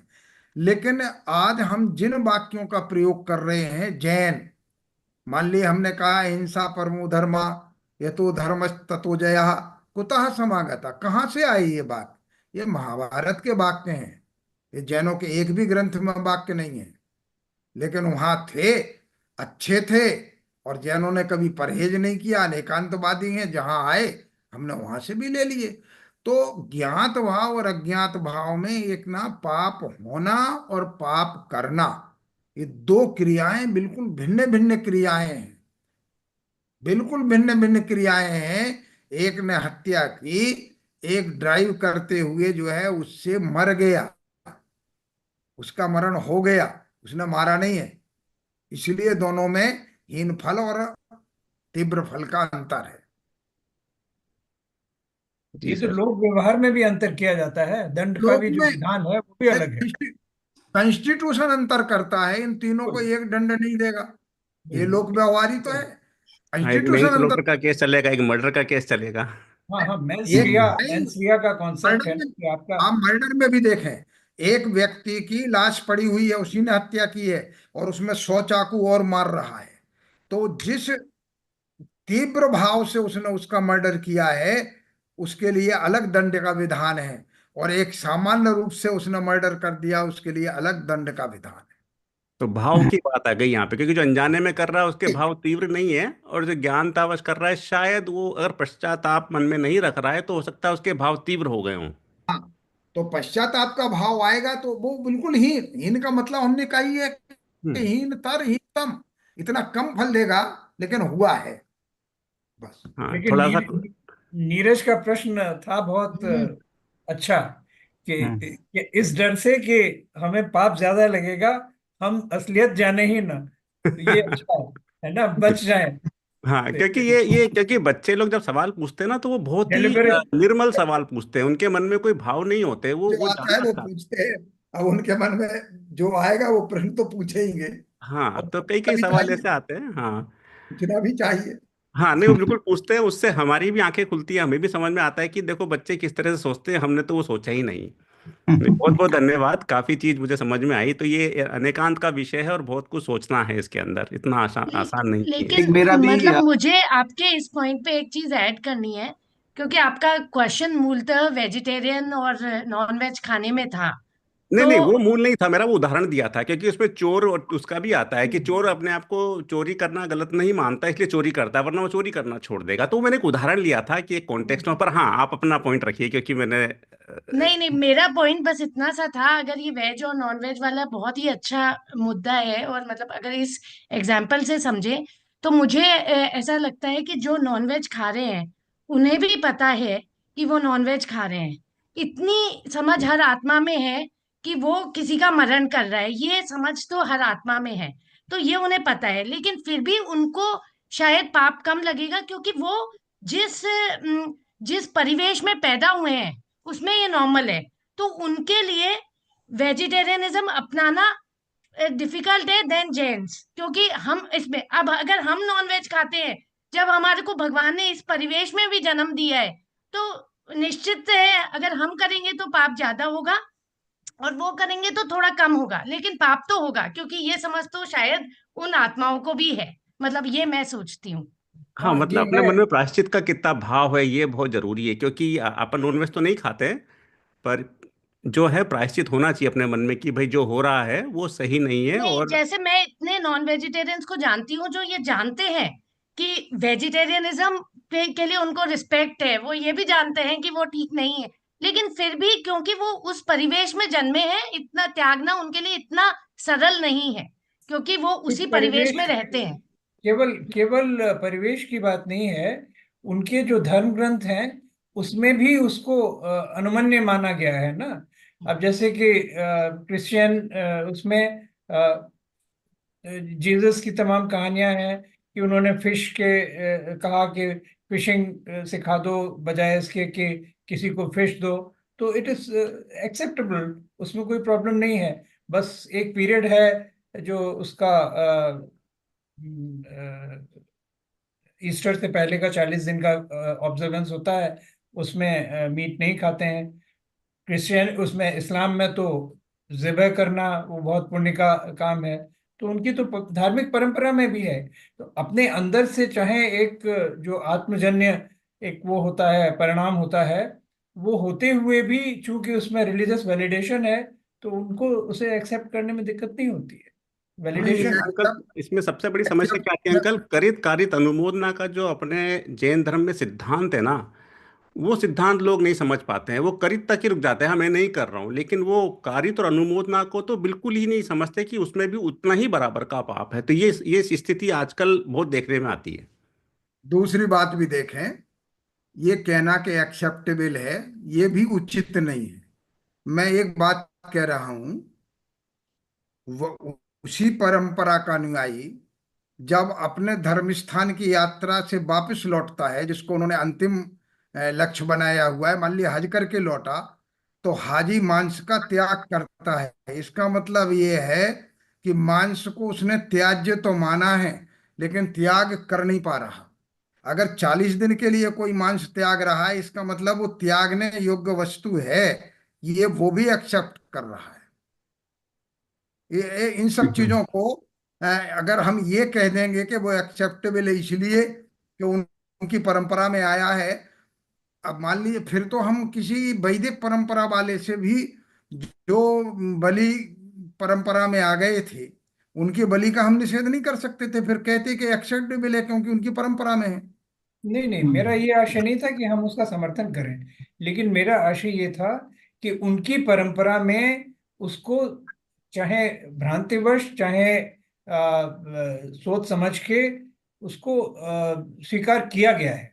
तो इससे उनके लिए ये थोड़ा एक तरह से वैलिडेशन हो जाता है, जो उनके कन्वीनियंस भी है। जैसे आपने कहा कि उसके पीछे लोलुपता का मुख्य वो था, उसे उस संतुष्ट करने की प्रवृत्ति थी, तो ये कन्वीनियंट है इस तरह का एक्सप्लेनेशन।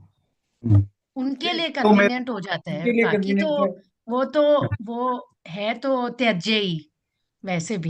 तो मेरा भी एक क्वेश्चन था सर कि एक तो ये है कि जैसे कोई लक का कॉन्सेप्ट नहीं है एज पर जैनिज्म, राइट, कि जो भी है वो कर्म का हो रहा है, जैसे हम बोलते हैं कि बैड लक हो गया, गुड लक हो गया, राइट। तो प्रैक्टिकल उसमें दैट्स वन, एंड सेकंड एक है कि कर्म करें लेकिन कर्ता भाव नहीं करें, क्योंकि हमें कर्तत्व, ममत्व और भोगत्व तीनों हटाने हैं। तो हम हैं कि हमारा कर्म ही हमें असर देगा, लेकिन उसमें भी कर्ता भाव नहीं रखें, राइट। तो वो बड़ा वो ट्रिकी हो जाता है, क्योंकि हम सभी चीज करते हैं कर्ता भाव से करते हैं कि मैं अच्छा करूंगा तो मुझे अच्छा फल मिलेगा, राइट। लेकिन हम कर्ता भाव नहीं रखे। तो इस पे अगर आप थोड़ा रोशनी डालें उसमें। पहली बात तो ये कि भाग्य का कॉन्सेप्ट नहीं है, ये थिंकिंग ठीक नहीं है, क्योंकि जो अच्छा। कर्मोदय है वो भाग्य ही है। हाँ, तो मतलब भाग्य, वो भाग्य कर्म, कर्म ही भाग्य है। हुआ कर्मोदय भाग्य है, और आज का किया हुआ जो कर्म बंद होगा वो भाग्य बनेगा। हाँ। इसलिए भाग्य और कर्म जो है ये सेम है। अलग अलग नहीं, सेम है। कर्म बंध ही भाग्य है। हम्म। भाग्य है, उसके लिए कहा है कि एक चक्र से जिस प्रकार रथ नहीं चल सकता, उसी प्रकार पुरुषार्थ और भाग्य, इन दोनों को माने बिना जो है वो संसार नहीं चल सकता। भाग्य कोई अलग चीज है ही नहीं। कर्मोदय मेरे भाग्य में नहीं लिखा था, इसका मतलब क्या है कि मेरे कर्मों मैंने में जैसा, बस बस सीधी सी हाँ, बात है। हाँ, हाँ, हाँ। और एक कर्ता भाव नहीं रखें हम, राइट, कर्म करें लेकिन कर्ता भाव नहीं रखें। ना वो बड़ा, रखें, ये अंतिम अंतिम स्थिति है। कर्ता हाँ, ना रखें तो कर्म बंद नहीं होगा। अभी तो हम पूर्ण हाँ, के लिए बहुत प्रयासशील हैं। हाँ, हाँ, हाँ, हाँ, हाँ, हाँ, हाँ। ठीक है, कियावत ठीक। अंकल का भी प्रश्न है। आप म्यूट पे हैं अंकल। मेरा प्रश्न है वाईके जी से। जब उन्होंने कहा कि सामूहिक जब निधन हो जाता है लोगों का एक्सीडेंट में, तो एक का तो कर्म का उदय है और बाकी की उदीर्णा है। उसको जरा थोड़ा समझाएंगे क्या मतलब हुआ? भैया भैया, इसको और सरल रूप से वही जो मुनिराज के आहार में जो अंतराय पड़ा उसे देखें। एक जो मैंने बताया, किसी एक का उदय तो है क्योंकि कर्म का फल तो दिख रहा है, मुनि महाराज का अंतराय पड़ा, और वो किसका? मुनिराज का हो सकता है, दाता का हो सकता है, देने वाले का किसी का हो सकता है, या कुछ लोगों का हो सकता है, पर सबका एट ए टाइम एक सा उदय में नहीं हो सकता, क्योंकि प्रैक्टिकली ये पॉसिबल नहीं है। तो बांधते समय भी हमने अलग अलग अनुभाग और स्थिति बांधी थी, और सबका उसी पर्टिकुलर आहार के टाइम पे मिलना ये भी असंभव काम है। इस तरह से अपन देखें कि थ्योरी अपन कुछ भी बनाए, पर प्रैक्टिकली उदीर्णा अपन को लानी पड़ेगी कि मेरे स्टॉक में कहीं ना कहीं अंतराय कर्म था, जो हालात को देखते हुए उदीर्णा को प्राप्त हो गया और मुझे वहां पर दुख हुआ, है ना भैया? उदीर्णा का मतलब? उदीर्णा मीन्स ब्रॉट फॉरवर्ड। मेरा जो कर्म बाद में आने वाला था, उन हालात में आके वो पहले आ गया। तो वो उदीर्णा को जब अपन क्राइटेरिया पर बनाएंगे तो ये सामूहिक वाला बहुत क्लियर समझ में आएगा, है ना? इसमें मतलब ये साथी निष्कर्ष औरों को भी निकालें चांस दे भाई। कि इसमें तेरा हम हाथ ही उठा रहा था। क्या? नहीं, इसमें क्या हम ये निष्कर्ष निकालें कि जब सामूहिक निधन होता है एक्सीडेंट में, प्लेन एक्सीडेंट में 200 के 200 लोग का निधन हो गया, तो उसमें उदय तो कुछ ही का था और बाकी की उदीर्णा थी, यही निष्कर्ष है या इसमें कोई दो राय है फिर? बिल्कुल उसी तरह एक दूसरे एग्जाम्पल समझे भैया। एक बहुत पहले कथा आई थी कि ये लोग कहीं यात्रा करने जा रहे थे, वैष्णो देवी वगैरह कहीं पर, और बिजली बहुत तेज कड़कने लगी, लगा कि बिजली गिरेगी। तो सब बस वालों ने कहा कि किसी एक के कर्म का भारी पाप का उदय है, और वो कौन है अपन आइडेंटिफाई नहीं कर पाएंगे। तो उसका तरीका क्या है कि सामने एक पेड़ है, उसको छू के आओ। तो एक गरीब सी बुढ़िया बैठी हुई थी, सब नेचुरली वो सॉफ्ट टारगेट बनाया उसे, बोले पहले तू जा। और वो डर रही बेचारी, नहीं गई। तो एक एक करके बस की सारी सवारियां उस पेड़ को छू के आ गई, बिजली नहीं गिरी। उस बुढ़िया को जब भेजा तो जैसे ही वो पेड़ को छू रही थी, इधर बस पे बिजली गिर गई। वो जो रोक रही थी उसका पुण्य रोक रहा था उस बुढ़िया का, और ये उसे मिसअंडरस्टैंड कर रहे थे। जैसे भरत चक्रवर्ती का कहा जाता है कि भरत चक्रवर्ती को जो राजा आते थे वो युवराजों को भी नमस्कार करते थे, उनकी भी आज्ञा मानने को तैयार रहते थे। और जिस समय उन्होंने वैराग्य ले लिया, उस समय उनका 6 खंड का राज्य सिमट के अयोध्या में आ गया, और फिर वो सलाम वलाम भी नहीं करते थे उनको। तो एक के पुण्य से इतने लोगों का काम चल रहा था, और एक के जान ऐसे ही पाप में लगा लीजिए। एक के पाप से नाव डूब सकती है और बाकी की कर्मों की उदीर्णा हो जाएगी। और एक अगर भारी पुण्य आत्मा बैठा हुआ है तो डूबती हुई नाव भी बच जाए। प्रोफेसर साहब, एक लास्ट क्वेश्चन है, रात हो रही है वैसे। बैठी आज की यशु, डेट मैं में ये तुम्हारा मैनिफेस्टेशन एक चीज शुरू हो गई है, मैनिफेस्टेशन योगा वाले भी कराते हैं। मैनिफेस्टेशन और जैन धर्म का क्या आपस में, जैन धर्म इस मैनिफेस्टेशन को मानता है या नहीं? नहीं मानता है ऐसा भी नहीं कह सकते, क्योंकि योग भी एक पुरुषार्थ ही है, और पुरुषार्थ के द्वारा जो है वो कर्मों को रोका जा सकता है। अगर प्रबल उदय में है तो योग कुछ नहीं कर सकता, और अगर मंदोदय है तो योग जो है और मंद बना सकता है।